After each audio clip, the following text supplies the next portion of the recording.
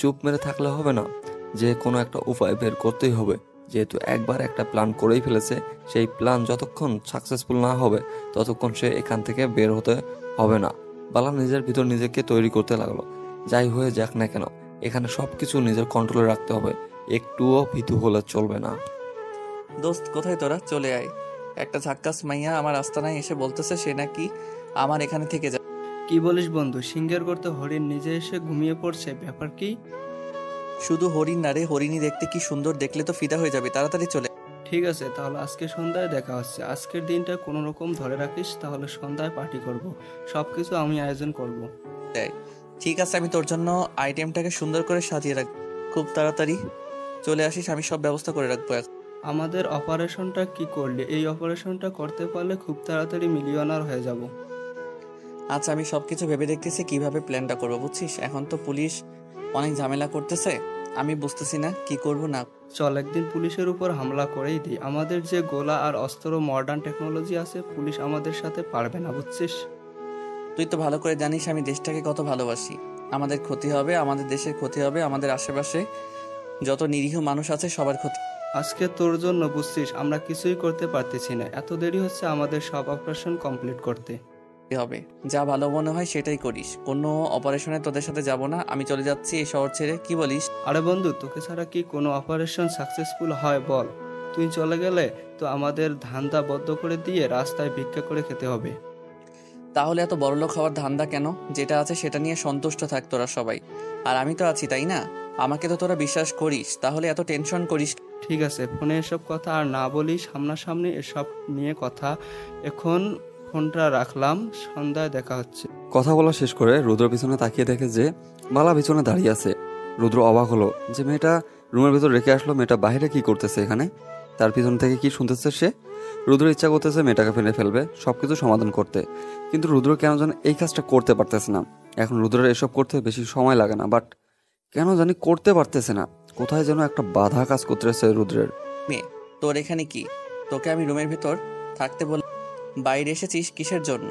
এই মিস্টার, আপনি কি মানুষ? রুমের ভেতর তেলাপোকা ভর্তি, আমি থাকবো কিভাবে ওখানে? সেটা তুই ভালো করে জানিস, তুই থাকবি কিভাবে, আমি কি করতে পারি? তোকে রুমে থাকতে বলেছি, রুমে থাকবি, বাইরে আসা নিষেধ। বাহিরে আসা নিষেধ বললেই হলো? আমি বাহিরে আসবো, আপনার কি? মুখে মুখে তর্ক করবি না, তাহলে কিন্তু মোটেও ভালো হবে না, বলে দিচ্ছি। এক একদম কি মেরে ফেললেন? আমি তো এটার জন্য অপেক্ষা করতেছি, আপনি আমাকে কখন শেষ করে দেন আর আমার কেচ্ছা খত। এই মেয়ে, তুই আমার কাছ থেকে কি চাচ্ছিস বলতো? তোর ইচ্ছা, তোর কিচ্ছা খতম করার খুব ইচ্ছা, তাই আজকে আমার ফ্রেন্ডের ডাকলাম তোকে সন্ধ্যার মধ্যে সবকিছু। আপনার লজ্জা করে না একটা মেয়েকে ফ্রেন্ডদের হাতে তুলে দিতে? আপনি এত নির্লজ্জ, এত বেহায়া! ছি! এখানে নির্লজ্জ বেহায়া হওয়ার কি আছে? ওরা যখন কোনো সুন্দরী রমণী পায় আমার হাতে তুলে দেয়, আমিও আমার খাতিরদারি করতেছি। লজ্জা করে না এসব কথা বলতে মুখ দিয়ে? আর মেয়েদের কি পণ্য মনে হয়? মোটেও না, আমি কিন্তু আপনাকে বারবার বলেছিলাম যে এখান থেকে চলে যান, কিন্তু আপনি কি করতেছেন? এখানে থেকে যাচ্ছেন। সো কি করার, আমরা যেটা প্রতিনিয়ত করি আপনার সাথে সেটাও করব। তোর যতবার খুশি আমাকে ব্যবহার কর, তোর ফ্রেন্ডদের হাতে আমাকে তুলে দিবি কিসের জন্য? তুই তার আগে আমাকে মেরে ফেল, তুই একা খাইতে খাইতে। আমি অনেক মহৎ মনের মানুষ, বুঝছি, সবাইকে বিতরণ করে দিয়ে খাইতে পছন্দ করি। তুই আমার দিকে তাকা, আমাকে দেখে কি তোর নষ্ট মেয়ে মনে হয়? তোকে ভালো লেগেছে তাই তোর সাথে এসেছি। তোকে যে এতবার বলেছি তুই এখান থেকে চলে যা, তাহলে যাচ্ছিস না কিসের জন্য সেটা আমাকে বল। আমার ইচ্ছা করতেছে তোর সাথে কিছুদিন থাকবো, সময় কাটাবো, তারপর চলে যাব। এখন হইছে? আমার পক্ষে যে সম্ভব না এটা করা, তুই কেন বুঝতেছিস না? চলে যা তুই, ভালোভাবে তোর জন্য। তোর পক্ষে সব সম্ভব, তুই আমাকে এখানে রাখবি। আমি কোনো কিছু জানি না, আর সবার কাছ থেকে লুকিয়ে আমাকে এখানে তুই রাখবি। আমি শুধু তোর সাথে সময় কাটাতে চাই, অন্য কারো সাথে না। এই মেয়ে, তুই কি বোঝাতে চাচ্ছিস বুঝতে পারতেছি না। তুই কি বলতেছিস এসব আবল তাবল কথা? আমি শুধু তোর সাথেই থাকতে চাই, অন্য কারো সাথে না। তোর সাথে ঘুমাতে চাই, তোর সাথে আমি এই জবাবটা দেখতে চাই না। আমি বুঝলাম না তোর কথা। আমার সাথে এই জগৎ দেখবি মানে কি বোঝাতে যাচ্ছিস তুই? আমিও এই আন্ডারওয়ার্ল্ডের একজন ডন, আমার হাতে অনেক নেটওয়ার্ক আছে, দেখবি? মানে কি বোঝাতে চাচ্ছিস তুই? আর কি আবল তাবল কথা বলতেছিস? তোর মাথা ঠিক আছে? দেখ, কৃষ্ণমূর্তি কাছে একটা বড় গান ডিলার আসতে চলেছে, প্রায় 2 কোটি টাকার উপরে বাজেট হবে। আর হরিমদনের কাছে কিছু অবৈধ মালামাল আমদানি হবে আজকে, প্রায় 5 কোটি টাকার মতো হবে। তুই কে? তোর আসল পরিচয় কি? আর তুই আমার সাথে ছদ্মবেশে এসব করতেছিস কিসের জন্য? তোর স্বার্থ কি এখানে? আমার এখানে কোনো স্বার্থ নেই, আমি শুধু তোকে একটু সাহায্য করতে চাচ্ছি, আর আমি কিচ্ছু চাচ্ছি না। নিশ্চিত এখানে কোনো কিছু রহস্য লুকিয়ে আছে? বল তুই কে, আর তোর আসল পরিচয় কি? না হলে কিন্তু এবার আমি সত্যি তোকে খুন করব। আর এবার তোকে খুন করতে আমার কোনো দ্বিধাবোধ হবে না। আমি হলাম আলিগড়ের আন্ডারওয়ার্ল্ডের মাফিয়া কিং আলীর একমাত্র মেয়ে। আর আমার বাবাকে 4-5 জন বিশ্বাসঘাতকতা করে মেরে ফেলেছে, আর আমি এখানে পালিয়ে এসেছি। তুই আমার খোঁজ পেলি কিভাবে? আর তুই কিভাবে জানলি যে আমি সেখানে যাব? তোর কি মনে হয় আমার নেটওয়ার্ক অল্প একটু? আমার নেটওয়ার্কের সম্পর্কিত ধারণা বলতে কিছু নেই, বুঝেছিস? তাহলে তুই আমার কাছে এসেছিস কেন? তোর নেটওয়ার্ক দিয়ে তুই কাজ কর, আমাকে তোর কি কাজে লাগবে? তোর পাওয়ার তুই কাজে লাগা, আমার সাথে কেন তুই? আমার ইচ্ছে হচ্ছে তাই, কিন্তু একটা কথা, আর সেই কথা হলো আমি কখনো তোর ক্ষতি করব না। ভালো লাগতেছে তাই তোর সাথে থাকতেছি। ভালো লাগতেছে থাকতেছিস না কি ব্যবহার করতেছিস সেটা খুব ভালোভাবে বুঝতে পারতেছি আমি। এখন বুঝছিস আমাকে আর ছোট বাচ্চা ভেবে বসে থাকা লাগবে না। যেটা ভালো মনে হয় সেটা ভেবে রাখতে পারিস। এখন আমার ইচ্ছা হচ্ছে আমি এখানে থাকবো, আর আমাকে যেন কেউ দেখতে না পারে, এটা হচ্ছে সব থেকে বড় কথা। আচ্ছা ঠিক আছে, এখন বকবক কম করে কর। আর তোর কোনো কথা শোনা ইচ্ছা করতেছে না। ভিতরে রুমে যা, আমি একটা মহিলাকে পাঠিয়ে দিচ্ছি ভিতরে। তুই না বলেছিস তোর এখানে কেউ থাকে না, তাহলে মহিলা আসলো কোথা থেকে? খারাপ হতে পারি, অনেক খারাপ, জঘন্যতম খারাপ হতে পারি, কিন্তু কিছু মানুষের কাছে আমি না অনেক ভালো, যারা আমার এক ইশারাতেই পুরো গ্রামটাকে তছনছ করে দিতে পারে, বুঝছিস? বাহ, বেশ ভালো লাগলো তোর ডায়লগটা শুনে, অনেক মজা পেয়েছি, অনেক ভালো লেগেছে, সিনেমার ডায়লগের মতো লাগছে। বেশি কথা না বলে ভিতরে গিয়ে অপেক্ষা কর। আর এখন বের হওয়ার চেষ্টা করবি না, কারণ বাইরে থেকে কিছু লোক আসবে। তোকে দেখলে যদি সমস্যা হয় তুই ভিতরে নিজের সেফটি নিজে রাখিস। আর একটা কথা মাথায় রাখবি, এই ঘরে যেন কেউ প্রবেশ করতে না পারে, সেটা কিন্তু তোর দায়িত্ব। আর আমি তোর অতিথি হয়ে এখানে আছি, অতিথি যতই শত্রু হোক না কেন তাকে কিন্তু প্রোটেক্ট করার দায়িত্ব তোর। কথাটা বলে বালা ভিতরে চলে গেল। আর এদিকে রুদ্র আর আলেয়া চাচিকে ফোন করলো, ভিতরে আসতে বললো। আর আলেয়া চাচি রুদ্রের ফোন পেয়ে তাড়াতাড়ি ভিতরে চলে আসলো। আর ভিতরে এসে রুদ্রের কাছ থেকে সবকিছু বুঝে নিল। তারপর চাচির ভিতরে চলে গেল এবং ভিতরে সবকিছু সেফটি অ্যাক্টিভ করে দিল, যেন ভিতরে কেউ কোনো কিছু করতে না পারে। তারপর আলেয়া চাচি সবকিছু দেখে শুনে ঠিকঠাক করে রেখে রান্নাঘরে বসিয়ে দিল। আর এদিকে রুদ্র মিটিংয়ে বসে পড়লো, সবাই চলে এসেছে। রুদ্র মিটিংয়ে সবার সাথে কথা বলতেছে, এমন সময় তর্ক বেজে গেল একজনের সাথে রুদ্র। তারপর রুদ্র যা যা বললো যেমন খুশি তেমন তার এলাকা কন্ট্রোল করতে, যদি কারো এলাকায় কোনো সমস্যা হয় কেউ যেন রুদ্রকে খবর না দেয়, তাহলে তাকে গিয়ে আগে খুন করবে। রুদ্রের কথা শুনে সবাই একদম চুপ হয়ে গেল, কারণ সবাই জানে যে প্রতিদিন সবার এলাকায় একটা না একটা ঝামেলা হয়েই থাকে, আর রুদ্র সে ঝামেলা মিটিয়ে দেয়। বাইরের আক্রমণ ক্রমশ বেড়েই চলেছে। এদিকে বালা এসে আলেয়া আন্টির সাথে গল্প জমিয়ে দেওয়ার চেষ্টা করলো। আচ্ছা আন্টি, আপনি রুদ্রের কি হন, আর রুদ্র আপনাকে চেনে কিভাবে? এই মেয়ে, তোর এত বড় সাহস কি করে হয় আমাকে প্রশ্ন করছিস, যেখানে রুদ্র আমাকে প্রশ্ন করে না? এটা কেমন কথা? আমি চুপ করে থাকতে পারি না যে এটা আমার বদ অভ্যাস, যার সাথে পাই তার সাথেই বকবক করি। চিরদিনের জন্য যেদিন মুখটা বন্ধ করে দেব না, সেদিন থেকে আর বকবক করতে পারবি না, তাই চুপচাপ গিয়ে বসে থাক। এখানে দেখতেছি সবাই গ্যাংস্টার যারা আছে, এই এলাকায় বসবাস করা মানুষগুলো কিভাবে থাকে আপনাদের যন্ত্রণায়? এটা নিয়ে তো তোকে টেনশন করতে হবে না, তোকে যেটা করতে বলা হয়েছে তুই চুপচাপ সেটা কর, এখানে বসে থাক চুপ করে। দেখেন, ভালোই ভালোই কথা বলেছি তো আপনার গায়ে লাগতেছে না, আর আমাকে দেখি কি ভোলা ভালা মেয়ে মনে হয় যে আমি এখনো ফিডার খাই? তোর মতো কত মেয়েকে ফিডার খাইয়ে বড় করলাম, হ্যাঁ তুই তো কোন ধানের ক্ষেত, ভাগ এখান থেকে। আমি কিন্তু আপনার নামে রুদ্রকে বিচার দেব। আপনি আমাকে ধমকি দিচ্ছেন কিসের জন্য? আমার সাথে একটু ভালো করে কথা বললে কি হয়? আমাকে বলা হয়েছে তোর মুখ থেকে যেন কোনো কথা বের না হয়, তোর কথা যদি কেউ শুনে ভেতরে আসে তাহলে ঝামেলা হয়ে যাবে। ও আচ্ছা, আগে বলবেন তো যে আপনার হুকুম করেছে, আর আপনি সেই রকম হুকুম পালন করতেছেন, তাহলেই তো হয়। তোর যেটা ইচ্ছে তুই সেটা ভেবে বসে থাক, কিন্তু তোর মুখ থেকে যদি আর একটা কথাও বের হয় তাহলে তোর মাংস কিন্তু এবার এই চুলোয় রান্না করব আমি। আলেয়ার কথা শুনে আর আলেয়ার ভঙ্গি দেখে বালা সেখানে আর কোনো কথা বললো না, চুপচাপ সেখান থেকে দূরে গিয়ে বিছানায় বসে পড়লো। আর এদিকে আলেয়া মনোযোগ দিয়ে রান্নাটা শেষ করলো। আর হুট করে আলেয়ার কানে বাইরের গ্যাঞ্জামের শব্দ আসলো, সাথে সাথে বেরিয়ে গেল আর বাইরে থেকে দরজাটা বন্ধ করে দিল। বালা বাইরের গ্যাঞ্জাম শুনতে পেয়ে ভিতর থেকে বোঝার চেষ্টা করতেছিল আর অনেক চেষ্টা করতেছিল বাইরে গিয়ে সবকিছু ভিডিও ধারণ করতে, কিন্তু তার চেষ্টা সফল হলো না, কারণ বাইরে থেকে তাকে বন্দি করে রাখা হয়েছিল আর সবকিছু মাটি হয়ে গেল। অফিসার রিদম, আমি এখন যেটা আপনাকে ইনফরমেশন দেব সেটা খুব ভালোভাবে শুনবেন। ম্যাডাম, আপনি কোথায়? আপনাকে আমরা খুঁজে পাচ্ছি না তো, অন্য শহরে খুঁজতেছি। আপনিও কোথায় লুকিয়ে আছেন আর কি করতেছেন? আমাকে নিয়ে টেনশন করতে হবে না, আমি ঠিক সময় বেরিয়ে আসব। কিন্তু আমি তোমাকে যে ইনফরমেশনগুলো দিব সেগুলো সংরক্ষণ করে রাখবে, আর যখন যেটা লিক করতে বলবো ঠিক তখন সেটা লিক করবে, তার আগে না। ঠিক আছে ম্যাডাম, কিন্তু আপনি এখন কোথায় আছেন? আপনাকে নিয়ে সবাই টেনশন করতেছে, আর আপনার ফ্যামিলি তো সবাই অনেক টেনশনে আছে। আপনি তাদেরকে জানিয়ে দেবেন যে আমি একদম সেফ আছি আর আমার কোনো সমস্যা হবে না। আর যদি আমার খোঁজ খবর না পাওয়া যায় 1 মাসের মতো, তাহলে ধরে নেবেন যে আমি দেশের জন্য নিজের জীবনটা দিয়ে দিয়েছি। কি বলছেন ম্যাডাম এসব? আপনার মাথা ঠিক আছে? আমরা অপারেশনে সবাই মিলে করব, আপনি একাই কেন ওখানে? কি করতেছেন আপনি? কই? সময় হলে সবকিছু তো জানতেই পারবেন, তাহলে এত উত্তেজিত হচ্ছেন কেন? আচ্ছা ম্যাডাম, আপনি যেটা বলবেন সেটাই করবো, কিন্তু ম্যাডাম এটা কি আমি কাউকে জানাবো নাকি আপনার আর আমার মাঝে থাকবে? কোনটা? এটা শুধু আপনি জানবেন, আর কেউ জানবে না। আর আর আমি যেগুলো লিংক পাঠাবো সেগুলো শুধু সংরক্ষণ করে রাখবেন। ভিডিও ফুটেজগুলো পাঠাবো আপনাকে, শুধু সংরক্ষণ করে রাখবেন। ঠিক আছে ম্যাডাম। আর আপনি কোথায় থাকেন, কি করেন না করেন, কোনো বিপদে হলে আমাকে সঙ্গে সঙ্গে ইনফরমেশন করবেন। আচ্ছা ঠিক আছে, এখন এখানে একটু গ্যাঞ্জাম হচ্ছে, আমি সেগুলো কোনোভাবে ভিডিও করে আপনাকে পাঠিয়ে দিচ্ছি। আপনি শুধু এগুলো সংরক্ষণ করে রাখবেন। আচ্ছা ম্যাডাম, আপনি যেটা বলবেন সেটাই হবে, আমি কোনো অতিরিক্ত কাজ করব না।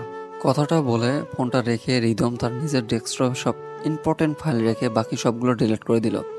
একটা ফাইল তৈরি করলো, সেখানে সব ডকুমেন্ট রাখবে যাতে করে যে কোনো সময় সেগুলো কাজে লাগাতে পারে। আর এদিকে বালা তো থেকেই কোনোভাবে সেই ভিডিও ফুটেজগুলো নিতে পারতেছে না। বেশ কিছুক্ষণ পর চিল্লাচিল্লির শব্দ কমে আসলো। তোদের কি মনে হচ্ছে তোরা আমাকে এরকম বড় ধমক দিবি আর আমি ভয় পাবো তোদের? দেখো বাবা, তুমি এখনো অনেক ছোট বাচ্চা, তোমাকে ধমক দিচ্ছি না, তোমাকে আমি বোঝাচ্ছি, বুঝছো? একটু আগে তো ফিডার খাইলাম, ফিডার খেয়ে এখানে এসে মিটিং করলাম, বুঝছেন? তুমি না ভালোই মজা করতে পারো, তোমার মতো বুদ্ধিমান ছেলে এত কাজের না, তাই না? এখন কি আপনি এখান থেকে ভালোই ভালোই চলে যাবেন নাকি আমি উল্টাপাল্টা কোনো কিছু করব? দেখো বাবা, তোমাকে আমি বোঝাতে এসেছি, তোমার জীবনটা এখনো অনেক দূর পড়ে আছে, তুমি সবকিছু ছেড়ে চলে যাও। আপনি আমাকে বুঝছেন কি মনে করেন? কোনো কিছু মনে করিও না কচি খোকা, কারণ তুমি খেলার মাঠে প্রথম নামছো, তাই কিছু বোঝো না। খেলার মাঠে নতুন, কিন্তু আগে থেকে ধারণা আছে বটে অনেক। ও আচ্ছা, তাই নাকি? এত ধারণা দিয়ে কি করবে? এমন কিছু না, ফুটবল খেলবো, ক্রিকেট খেলবো, সাথে কাবাডি খেলবো, সাথে একটু গুলি খেলবো। তুমি ভালোই কথা বলতে পারো, বোঝো নাই? তোমার কথা তারিফ করতে হয়। দেখেন, আপনার এই বিজনেস এখানে চলবে না। এখন যদি আপনার এই ধান্দা এখান থেকে বন্ধ করে আপনার এলাকা ছেড়ে চলে যান না, তাহলে। তুমি কি আমাকে ধমকি দিচ্ছ এখান থেকে চলে যাওয়ার জন্য? আর যদি চলে না যাই তাহলে কি হবে শুনি? মুখ দিয়ে বলে কি লাভ যদি করে দেখাতে না পারি? তাই না, তার থেকে ভালো আপনাকে 3 দিন পর দেখিয়ে দেব কি হয়। তোমার দম আছে বলতে হবে, আমি দেখার জন্য বিজনেসটা এখানে করতেছি, তুমি দেখি 3 দিন পর কি করতে পারো। কথাটা বলে কালো সানগ্লাস চোখে লাগিয়ে কমল সেখান থেকে চলে গেল। আর এদিকে রুদ্র মুচকি হাসি দিল, একটা ছোট ভাইয়ের দিকে তাকিয়ে একটা দুষ্ট মিষ্টি হাসি দিল। তারা সবকিছু বুঝে গেল যে কি করতে হবে এখন তাদের। তারা চুপচাপ সেখান থেকে বেরিয়ে গেল আর সবাইকে খবর দিল যে বড় ভাইদের আদেশ এসে গিয়েছে, সবাইকে কাজে নামতে হবে 3 দিন পর।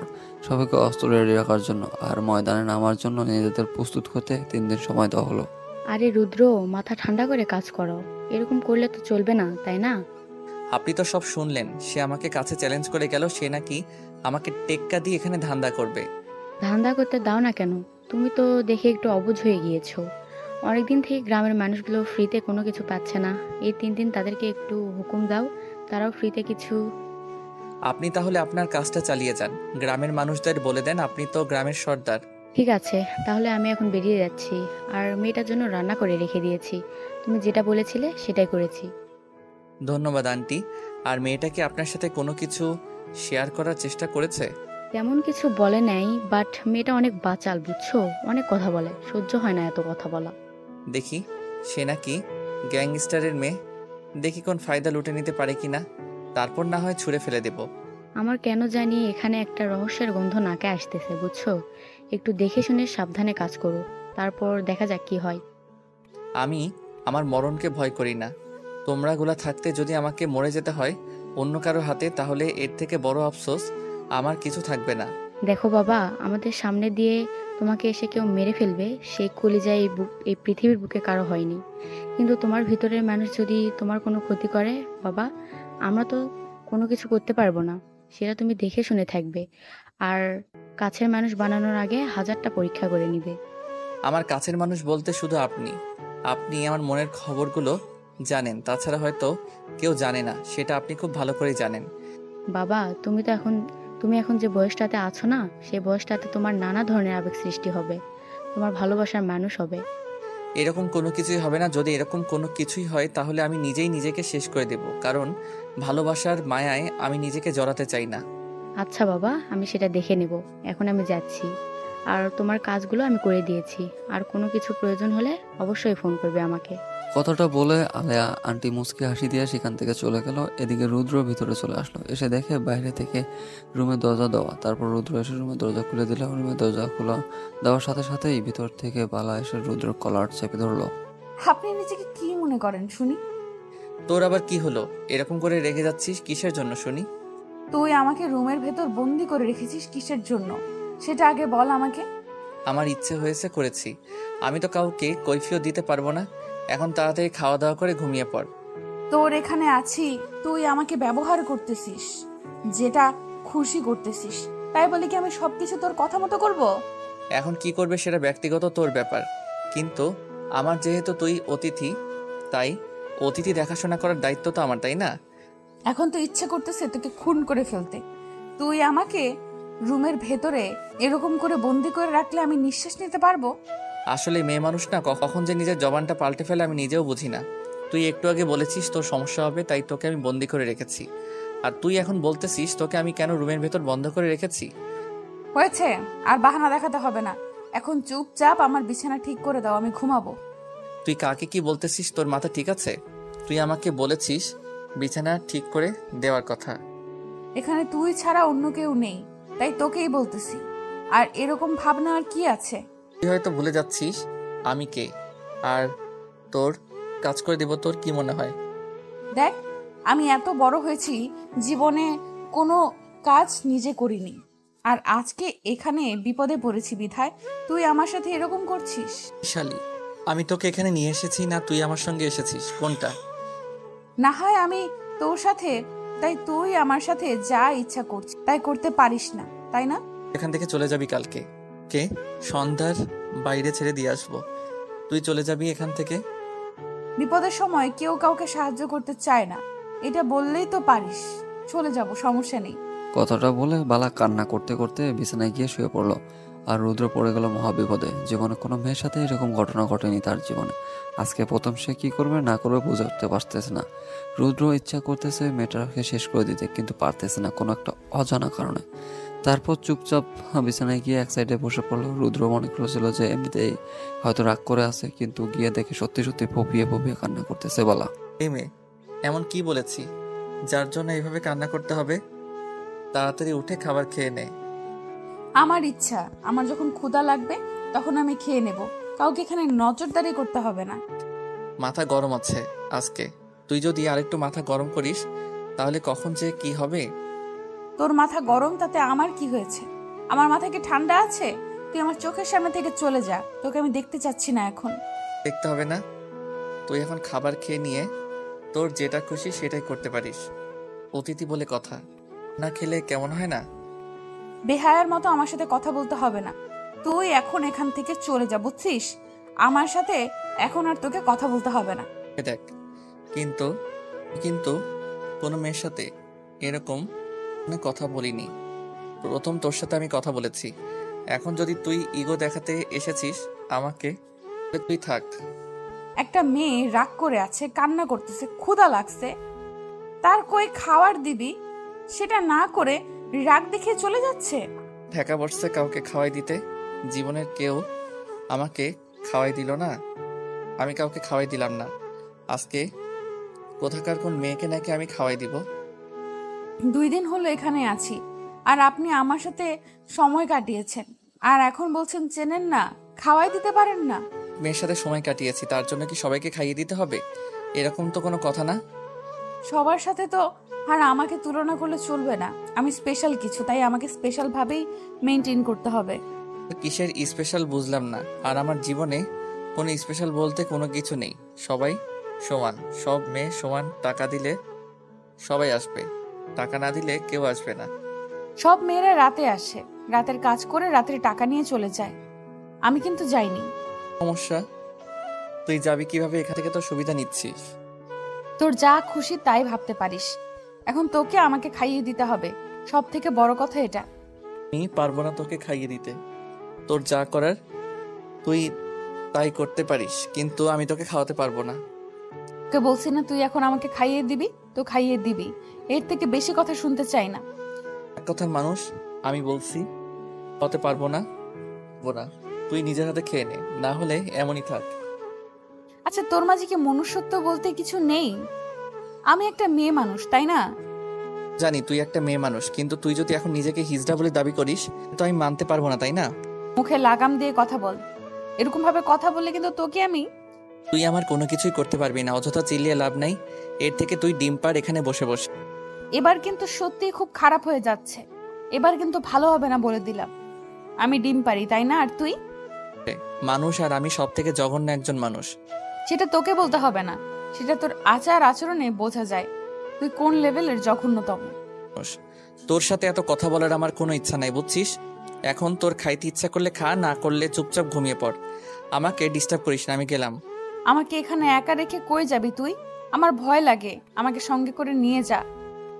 তোর মাথা ঠিক আছে? তোকে আমি সঙ্গে করে নিয়ে যাব। এখন তুই কি ঠিক আছিস? হ্যাঁ, আমি একদম ঠিক আছি। আমার তো কোনো কিছু হয়নি, আমি তো একদম ফ্রেশ। তুই ভাবলি কি করে আমি তোকে সঙ্গে করে নিয়ে যাব? হঠাৎ করে রুদ্র ফোন আসলো, আর রুদ্র ফোনের কথা বলতে বলতে বেরিয়ে গেল। বাইরে থেকে দরজা লাগিয়ে দিল। বালা এবারও বাইরে আসতে পারলো না। তার প্ল্যান কোনোভাবে কাজে দিচ্ছে না।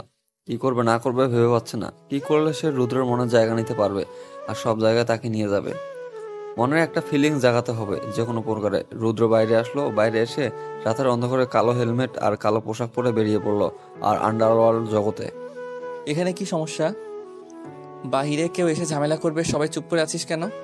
ভাই, আপনার জন্য অপেক্ষা করতেছিলাম, তাই চুপ করেছিলাম। আমরা আপনাকে বিষয়টা জানাতে চেয়েছিলাম আর আপনার প্রতিক্রিয়া জানতে চেয়েছিলাম, তারপর মিশনে নামতে চেয়েছিলাম।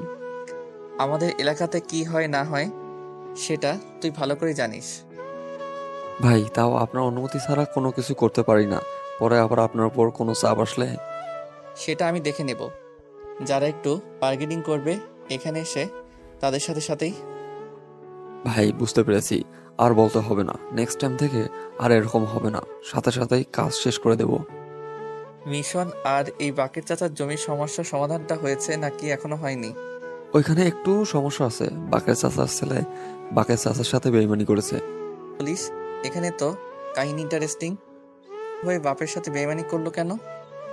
বাকের চাচা চেয়েছিল তার মেয়েকে অর্ধেক সম্পত্তি দিতে, কিন্তু তার ছেলে মানতে পারতেছিল না। তার জন্য আমি বেইমানি করে সম্পূর্ণ জমিটা তার নামে লিখে নিয়েছে। তাহলে সেখানে আর আমাদের কি করার? তাদের বাপ ছেলে সম্পর্কের মধ্যে এটা হয়ে গিয়েছে। আমরা তো সেখানে কিছু বলতে পারি না, তাদের ফ্যামিলিগত সমস্যা। কিন্তু ভাইয়া, এখানে একটা সমস্যা আছে। আমাদের যে পাশের এলাকার সুজন ভাই আছে না, সেই সুজন ভাই আবার বাকের চাচার ছেলের সাথে চিটারি করে সম্পূর্ণ জমিটা দখল নিয়েছে।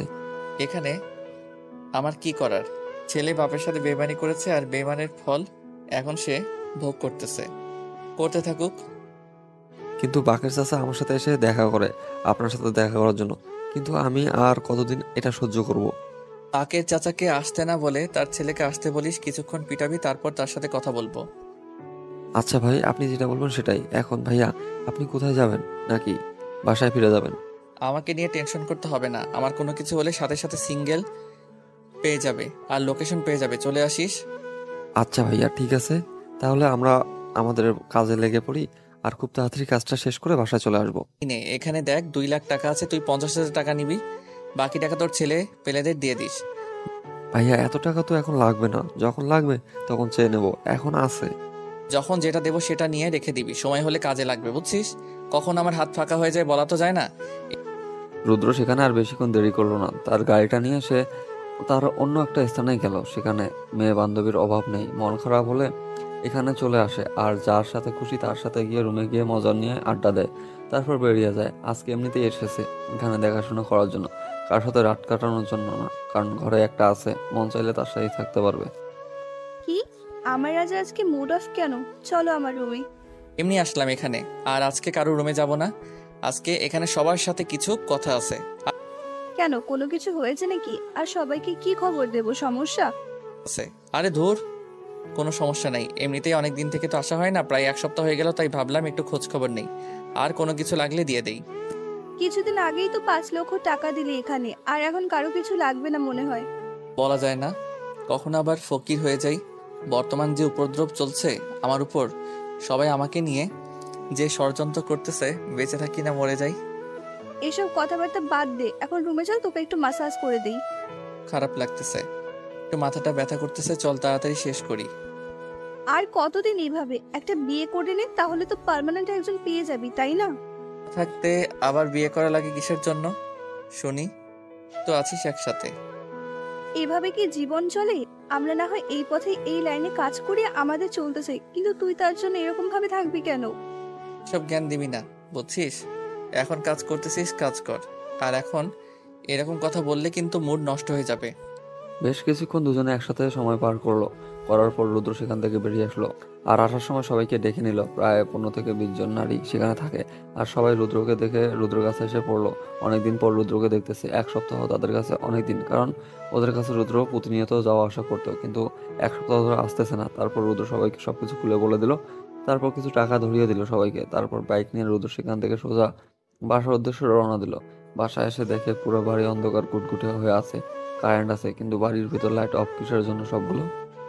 রুদ্র তার হাতে পিস্তলটা নিয়ে নিল এবং ধীরে ধীরে বাসার ভিতরে প্রবেশ করলো আর সব লাইটগুলো জ্বালিয়ে দিল।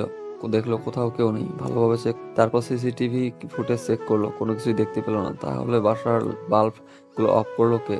তারপর রুদ্র মনে হলো সে তো বিকেলে বেরিয়ে গিয়েছিল আর বাল্বগুলো তো জ্বালায়নি, আর মেয়েটা তো বন্দি রুমে আছে। মেয়েটার কথা মনে পড়তেই তাড়াতাড়ি রুমের ভিতর চলে আসলো রুদ্র। আপনি ঠিক আছেন? এভাবে শুয়ে আছেন কিসের জন্য? এখানে আর আপনাকে দেখে এরকম লাগতেছে কিসের জন্য? আপনি এসেছেন? প্লিজ, আমার খুব ভয় লাগতেছে এখানে একা আমি, চারিদিকে কেমন ভুতুরে একটা ভাব। আশেপাশে কোনো ভূত নেই, এত ভূতের ভয় পেতে হবে না। আর আমি চলে এসেছি, এখন বলেন কি হয়েছে? আপনি এত নিষ্ঠুর, এত পাষাণ আমি জানতাম না, বিশ্বাস করেন। আপনি আমাকে একা রেখে গিয়েছেন তো গিয়েছেন, এখন রাত 10টা বাজে। এত তাড়াতাড়ি বাসায় ফিরে এসেছি, এটা আপনার জন্য মঙ্গলকর, বুঝছেন?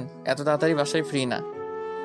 আপনার বোঝা উচিত ছিল বাসায় একলা একটা মেয়ে আছে, তার ভয় লাগতে পারে। আর আপনি লাইটগুলো কোথায় কি রেখেছেন কিছুই খুঁজে পাচ্ছিলাম না, ভয়ে তো আমি শেষ।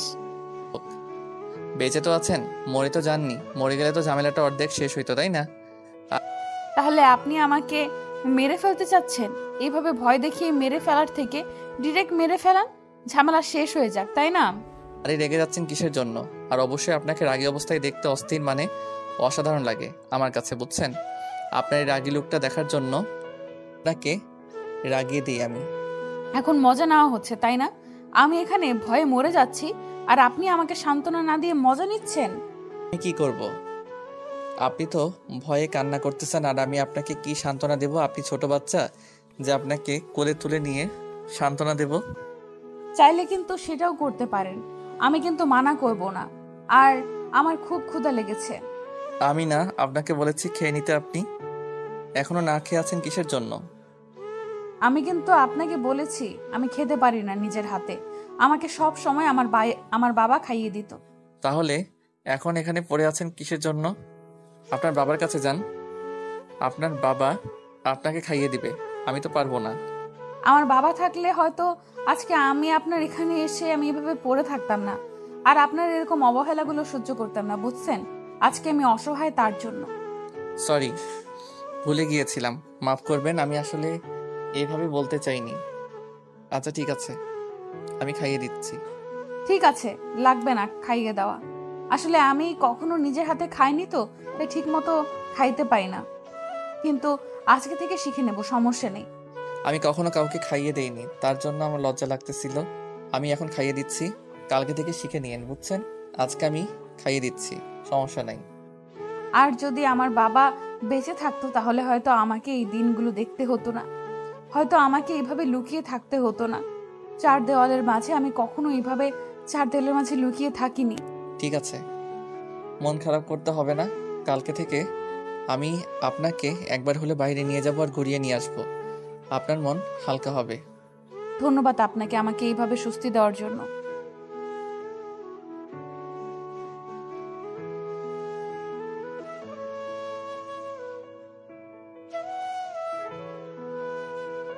এখন কি আপনি ঘুরতে যাবেন রাত্রে আমার সাথে?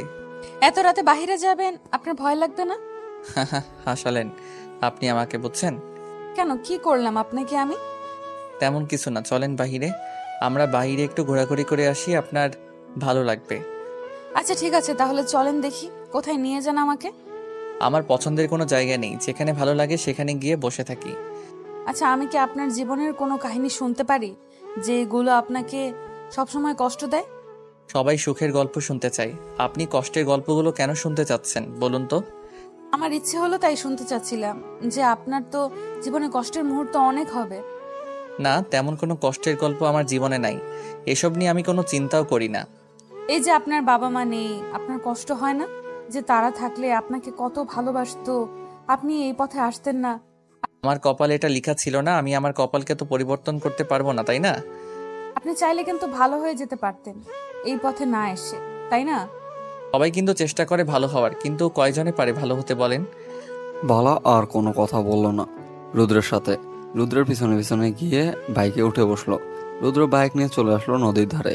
বাইকটা রেখে নদীর ধারে ঘাসের উপর বসে পড়লো আর সিগারেট ধরিয়ে সিগারেট খেতে লাগলো। বালা চারিপাশে হাঁটাহাঁটি করে দেখতে ছিল, জায়গাটা উপভোগ করতেছিল বালা। রুদ্র হুট করে কি যেন হয়ে গেল, নিজেও জানে না। বালাকে শক্ত করে জড়িয়ে ধরলো, নিজের ঠোঁট দুটো বসিয়ে দিল বালার ঠোঁটে। বালা প্রচন্ড ভয় পেয়ে গিয়েছিল প্রথমে। যতই পুলিশ অফিসার হোক না কেন, আচমকা একটা ঘটনা ঘটে গেলে ভয় পাবে সবাই। রুদ্র এরকম পাগলামি দেখে বালা ভয় পেয়ে শেষ। কিছুক্ষণ পর রুদ্র বালাকে ছেড়ে দিয়ে এক সাইডে গিয়ে দাঁড়িয়ে পড়লো। এটা কি ছিল? এটা কি করলেন আপনি? আমাকে বাইরে নিয়ে এসেছেন এটা করার জন্য? আমি জানি না কি করতেছি, আর আমি কখন কি করি সেটা নিজেও জানি না। আপনি আমাকে কিস করলেন কিসের জন্য? আর হুট করে এইভাবে এখানে? বললাম তো আমার ইচ্ছে হয়েছে তাই করছি। আর এখন কোনো সমস্যা? এই তো সমস্যা। আমাকে কি পেয়েছিস? যা ইচ্ছে তাই করতেছিস, যখন খুশি তখন যেভাবে খুশি ব্যবহার করবি নাকি? এখন কি হয়েছে? এখন যদি বেশি বাড়াবাড়ি করিস না, এর থেকে বেশি কিছু করব। এখন চুপচাপ এখানে বসে থাক। তোর যদি এটা করার ইচ্ছা ছিল তাহলে রুমের ভেতরে করতে পারতি। এখানে খোলামেলা জায়গায় এসব করার কি দরকার ছিল? আবার আমার ইচ্ছে হয়েছে বাইরে নিয়ে আসার, তাই বাইরে নিয়ে এসেছি। এখন এসে কাজটা কিন্তু তুই মোটেও ঠিক করতেছিস না। আমি বাইরে এসেছি, মুক্ত আকাশে ঘুরতেছিস, মনটা ফ্রেশ করতেছি, মুখটা আমার নষ্ট করে দিবি তুই। এখন যদি আর একটা বেশি কথা বলিস তাহলে কিন্তু আবার কিস করবো, আর তার থেকে বেশি কিছু করব। কেন, আমি কি তোর সম্পত্তি? যখন খুশি তখন যা খুশি ব্যবহার করবি। তোর টাকা লাগবে, তোকে টাকা দেবো, সমস্যা নেই। কতগুলো টাকা লাগে দিয়ে দেবো, তাও কোনো কথা বলবি না, এখানে চুপচাপ থাক। আমি আপনাকে কিছু কথা মন দিয়ে শুনবেন প্লিজ। এরকম করে মিনতি করে বলা বাদ দিয়ে ভালোভাবে বল, সমস্যা নেই। আমার বাবাকে আমার আপন চাচারা মেরে ফেলেছে, বুঝেছেন? আমি অসহায়, আমাকে সেখান থেকে পালিয়ে চলে আসতে হয়েছিল। আমার বাবা আপনার সম্পর্কে খুব ভালোভাবে জানে, উনি আমাকে আপনার ঠিকানাটা দিয়েছিল। আর বাবার একজন বিশ্বস্ত বন্ধু আপনার দলে কাজ করে। মানে কি বলতেছিস তুই? তোর বাবার বিশ্বস্ত বন্ধু আমার দলে কাজ করে, তার মানে? কিন্তু আপনার কাজের কোনো কথা আমার বাবাকে বলেনি। আপনার সাথে ওই লোক কখনো বেইমানি করেনি। আচ্ছা, তাহলে এই ব্যাপার। আমার খোঁজ, তাহলে আমার লোক তোমাকে গেছে আর তুমি আমার কাছে এসেছো আমার লোকের হাত ধরে। প্লিজ, আপনি আমাকে ভুল বুঝেন না, আর আপনার সেই দলের লোককে ভুল বুঝবেন না। আপনি আমাকে সম্পূর্ণ কথাটা বলতে দেন। তোর কথা শোনার ইচ্ছা করতেছে না এখন, বুঝছিস? এখন চুপ থাক, আমাকে চুপ থাকতে দে এখন একটু। এখন আমার কথাগুলো আপনাকে শুনতে হবে। এই কথাগুলো শোনা আপনার জন্য খুবই জরুরি। বলেছি না আমি চুপ করে থাকতে চাই। কিছুক্ষণ একটা বেশি কথা বললে এখান থেকে মেরে পুঁতে দেব। অবন্তিকা ভয়ে আর কোনো কথা বলতে পারতেছে না, আর রুদ্র ভাবতেছে তার দলের বেঈমান কাজটা কে করেছে। স্বাভাবিক, এটা আন্ডারওয়ার্ল্ড জগৎ, কত বেঈমান কত বেঈমানি করতেছে, এসব স্বাভাবিক। কিন্তু রুদ্রের দলে যে লোকগুলো কাজ করে সবাই অনেক সলিড, কিন্তু এই আনসলিড লোকটা কে? রুদ্র চুপচাপ সিগারেট খাচ্ছে, তো খাচ্ছেই, একটার পর একটা খাচ্ছে। আর অবন্তিকা অনেক ভয় পাচ্ছে, কারণ রুদ্রের এই অবস্থায় দেখে সে ভয় পাচ্ছে। অবন্তিকা যে মিশনে এসেছে সেই কাজগুলো চালিয়ে যাচ্ছে, সব ভিডিও করতেছে, তারপর রুদ্র আশেপাশে যদি কোনো কথা বা কুলু বের করতে পারে সেগুলো রেকর্ড করে নিচ্ছে, যাতে করে পরবর্তী কোনো কাজে লাগে। রুদ্রকে খেপানোর চেষ্টা করতেছে, কোনোভাবেই মুখ থেকে কোনো কিছু শোনার চেষ্টা করতেছে, রুদ্রের একবারে গভীরে যাওয়ার চেষ্টা করতেছে, কিন্তু রুদ্র তাকে এতটা কাছে টেনে নিচ্ছে না বা মনের কথাগুলো বলতেছে না তাকে। অবন্তিকা সব চেষ্টা কেন জানি ফেল করতেছে তার কাছে। কি হয়েছে তোমার? এভাবে মুখ গুমরা করে আছো কিসের জন্য? বুঝতেছি না তো। তুমি এভাবে আর কতদিন লুকিয়ে লুকিয়ে আমার সাথে দেখা করবে বলো তো? বাসায় বলে বিয়ের ব্যবস্থা করলেই তো হয়। এভাবে লুকিয়ে লুকিয়ে প্রেম করার মজাটাই আলাদা, জানো না তুমি? আমি তো খুব ভালো করেই জানি এভাবে লুকিয়ে লুকিয়ে প্রেম করার মজাই আলাদা, কিন্তু যদি ধরা পড়ি তখন কি হবে ভেবে দেখেছো? আমাদের কিছুই হবে না, রুদ্র ভাই যতদিন বেঁচে আছে আমাদের গায়ে কেউ হাত দিতে পারবে না, সেটা তুমি ভালো করে জানো, আর আমিও জানি। তুমি খুব ভালো করে জানো বাবা রুদ্র ভাইকে দেখতে পারে না, যখন তখন তাদের মাঝে ঝামেলা হয়। আর এসব নিয়ে টেনশন করিও না তো, সবকিছু ঠিকঠাক হয়ে যাবে। আর কিছুদিনের মধ্যে রুদ্র ভাইকে জানাবো বিষয়টা, আর রুদ্র ভাই তোমার বাবার সাথে কথা বলবে। তুমি রুদ্র ভাইয়ের সামনে গিয়ে বোবা হয়ে থাকো, রুদ্র ভাইয়ের সাথে কথা বলতে পারো না, আবার তুমি আমাদের সম্পর্কের কথা কিভাবে জানাবা? আমাকে জানাতে দাও না তুমি।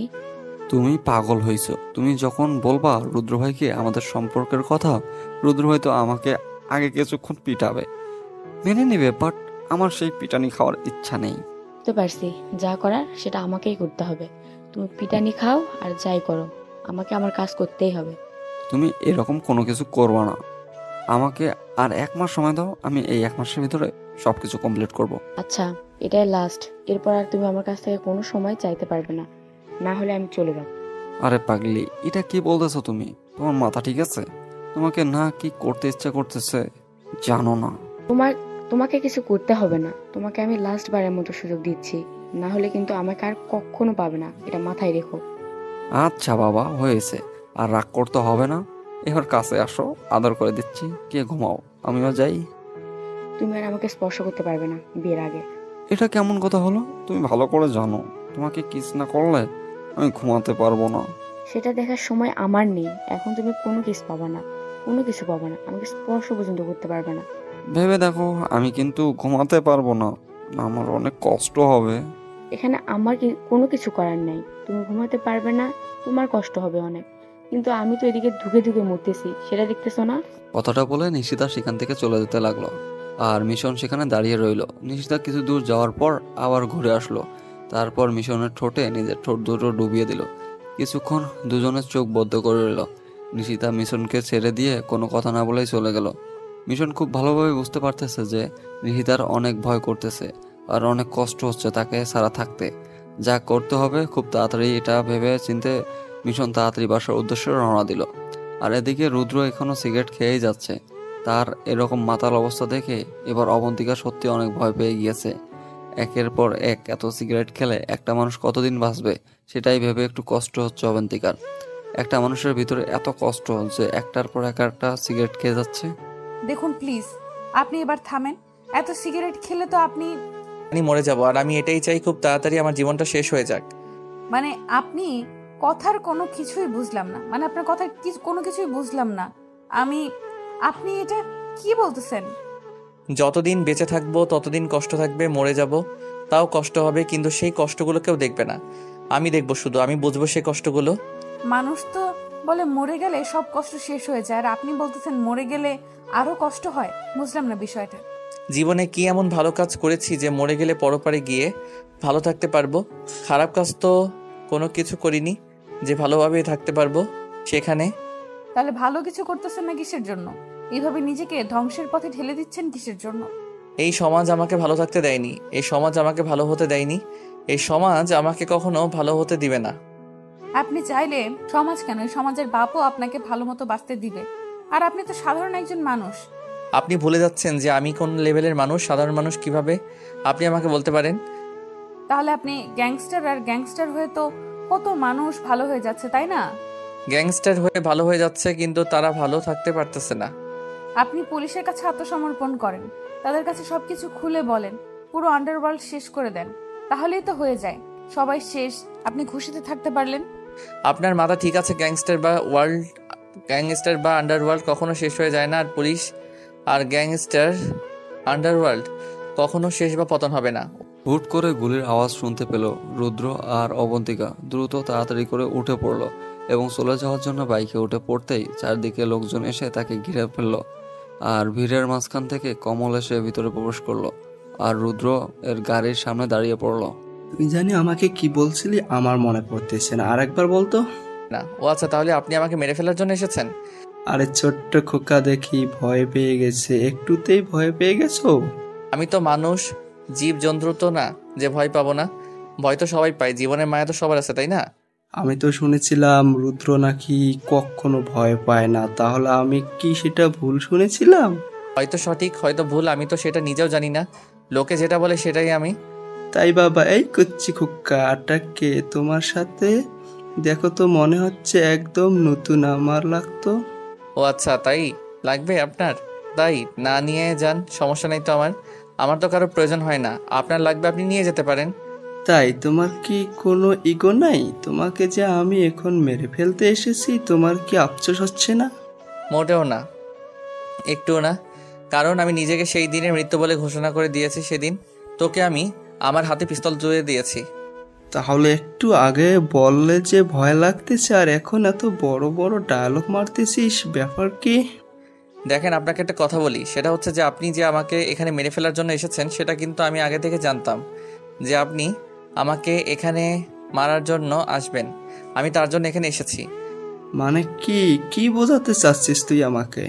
আপনার সাথে আমি একটু কথা বলবো। আমি তো এখানে আছি, সমস্যা নেই, কিন্তু এই মেয়েটার এখান থেকে যেতে দিতে হবে। আমি ওই মেয়েটার সাথে একটু কথা বলি, তারপর আপনার সাথে কথা বলতেছি। কুত্তার বাচ্চা, তুই এখন আমার সাথে কথা বল, আমি তোর জম এখানে দাঁড়িয়ে আছি। দেখেন, যদি আমি কুত্তার বাচ্চা হইতাম তাহলে আমাকে কুত্তার বাচ্চার মতো দেখা যেত, মানুষের মতো না। তাই এরকম আলতো ফালতো গালিগালাজ করবে না। আর এখানে একটা মেয়ে মানুষ আছে, সুন্দরভাবে কথা বলেন। মেয়ে মানুষটাকে পাঠিয়ে দেই, আমাকে মেরে ফেলেন, সেটা পরে দেখা যাবে। কেউ কোথাও যেতে পারবে না, সবাই এখানেই থাকবা, আর দুজনকেই মেরে ফেলবো। আপনি এখান থেকে চলে যান, আর এখান থেকে হয়তো যেতে পারবেন। যেদিক দিয়ে এসেছি সেদিক দিয়ে চলে যাবেন। আপনি ভাবলেন কি করে আপনাকে এখানে একা রেখে আমি চলে যাব? দেখেন ম্যাডাম, আমি যেটা বলছি সেটা শুনেন, না হলে সবার আগে কিন্তু আপনার। প্লিজ, আপনি এখন চুপচাপ থাকেন, এখানে একটাও কথা বলবেন না।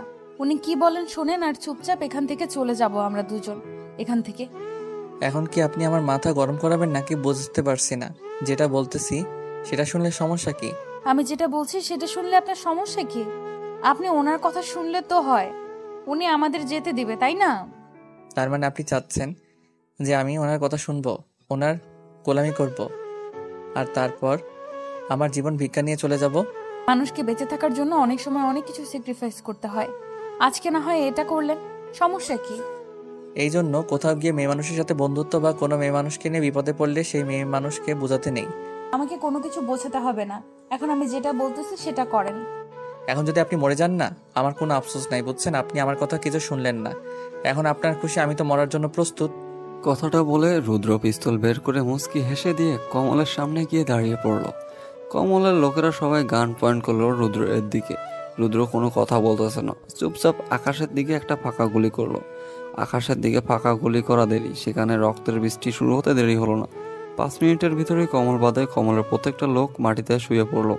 রুদ্র অবন্তিকা তার বুকের সাথে জড়িয়ে ধরে আছে, না হলে অবন্তিকার অবস্থা শেষ হয়ে যেত।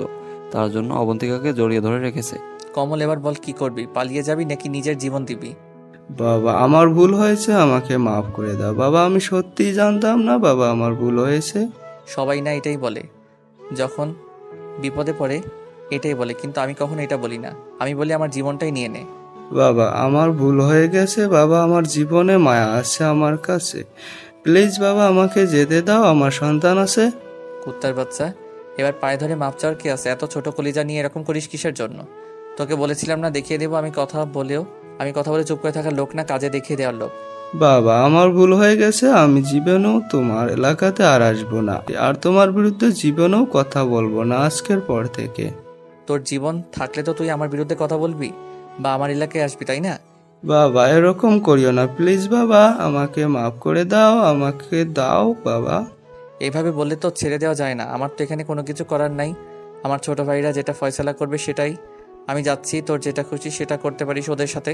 বাবা এরকম করো না বাবা আমার সাথে, প্লিজ বাবা আমাকে ছেড়ে দাও বাবা। রুদ্র কোনো কথা না বলে চুপচাপ সেখান থেকে অবন্তিকাকে সঙ্গে করে নিয়ে বাসার উদ্দেশ্যে রওনা দিল। আর এদিকে তার ছোট ভাই যত ছিল সবাই সব কাজ কমপ্লিট করে সবগুলোকে নদীতে ফেলে দিল। তারপর যে যার কাজে ব্যস্ত হয়ে পড়লো। পরের দিন সকালবেলা সবাই চায়ের দোকানে আড্ডা দিচ্ছিল। রুদ্র এর ঘুম ভেঙে গিয়েছে। ঘুম থেকে উঠে থেকে অবন্তিকা রুমের ভিতরে নেই। রুদ্র আর সেদিকে ভুরুক্ষেপ না করলে আবারও ঘুমিয়ে পড়লো। রাতে নদীর ধারে কি হয়েছিল শুনি?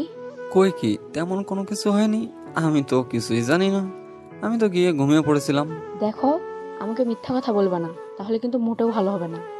আরে পাগলি, তেমন কোনো কিছু হয়নি, আমি জানি না ওইসব, আমি কি সোজা ঘুমিয়ে পড়েছিলাম সত্যি। তোমাকে বলতে হবে না, আমি রুদ্র ভাইয়াকে জিজ্ঞেস করে নিব কি হয়েছিল। আমি রুদ্র ভাইয়ের বাসায় যাচ্ছি। আসলে গতকাল কমল নামে একজন গ্যাংস্টার রুদ্র ভাইকে মারার জন্য প্ল্যান করেছিল। রুদ্র ভাই সঙ্গে সঙ্গে আমাদেরকে জানিয়ে দেয়। আমরা সেখানে উপস্থিত হওয়ার পর রুদ্র ভাই বেঁচে যায় কোনোভাবে। কি বলো, রুদ্র ভাইয়ের উপর অ্যাটাক হয়েছিল আর আমরা কেউ জানতেই পারলাম না গ্রামবাসী? বলো কি, রুদ্র ভাইয়ের উপর অ্যাটাক হয়েছে, এত বড় খবর তুমি?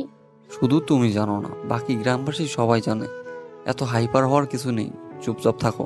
ও আচ্ছা, তাহলে আমি কোথায় ছিলাম? আমি কি অন্য জগতে ছিলাম নাকি?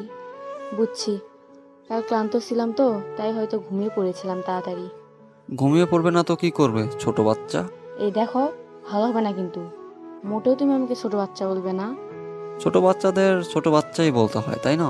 কালকে তুমি রাত 9টার আগেই ঘুমিয়ে পড়েছো। আচ্ছা চলো, রুদ্র ভাইয়ের কাছে আয়, আমরা দুজন গিয়ে আজকে বলে আসি। আসলে তুমি পাগল হয়ে গিয়েছো, তোমার মাথায় কোনো কিছু ঠিক নেই, তুমি নিজেকে ঠান্ডা করো। আরে কালকে রাত্রে বাবা জানি কার সাথে কথা বলতেছে আমার বিয়ের ব্যাপার নিয়ে, আমি তো ঘুমাতেই পারছিলাম না ঠিক মতো। তুমি কখন কি বলতেছো না বলতেছো, তোমার মাথা কাজ করতেছে তো ঠিক মতো? তুমি কি একটু আগে কি বললা? তুমি গতকালে অনেক ক্লান্ত ছিলা, ঘুমিয়ে পড়েছিলা, আর এখন কি বলতেছো? আসলে টেনশনে কি থেকে কি হয়ে যাচ্ছে আমার, আমি নিজেই বুঝতে পারতেছি না। আসলে আমার কি করা উচিত আমি বুঝতেছি না। তোমাকে এখন কোনো কিছু করতে হবে না বা কোনো কিছু বুঝতেও হবে না, তুমি থাকো। আমি রুদ্র ভাইয়ের কাছে গেলাম, রুদ্র ভাই ডাকতেছে।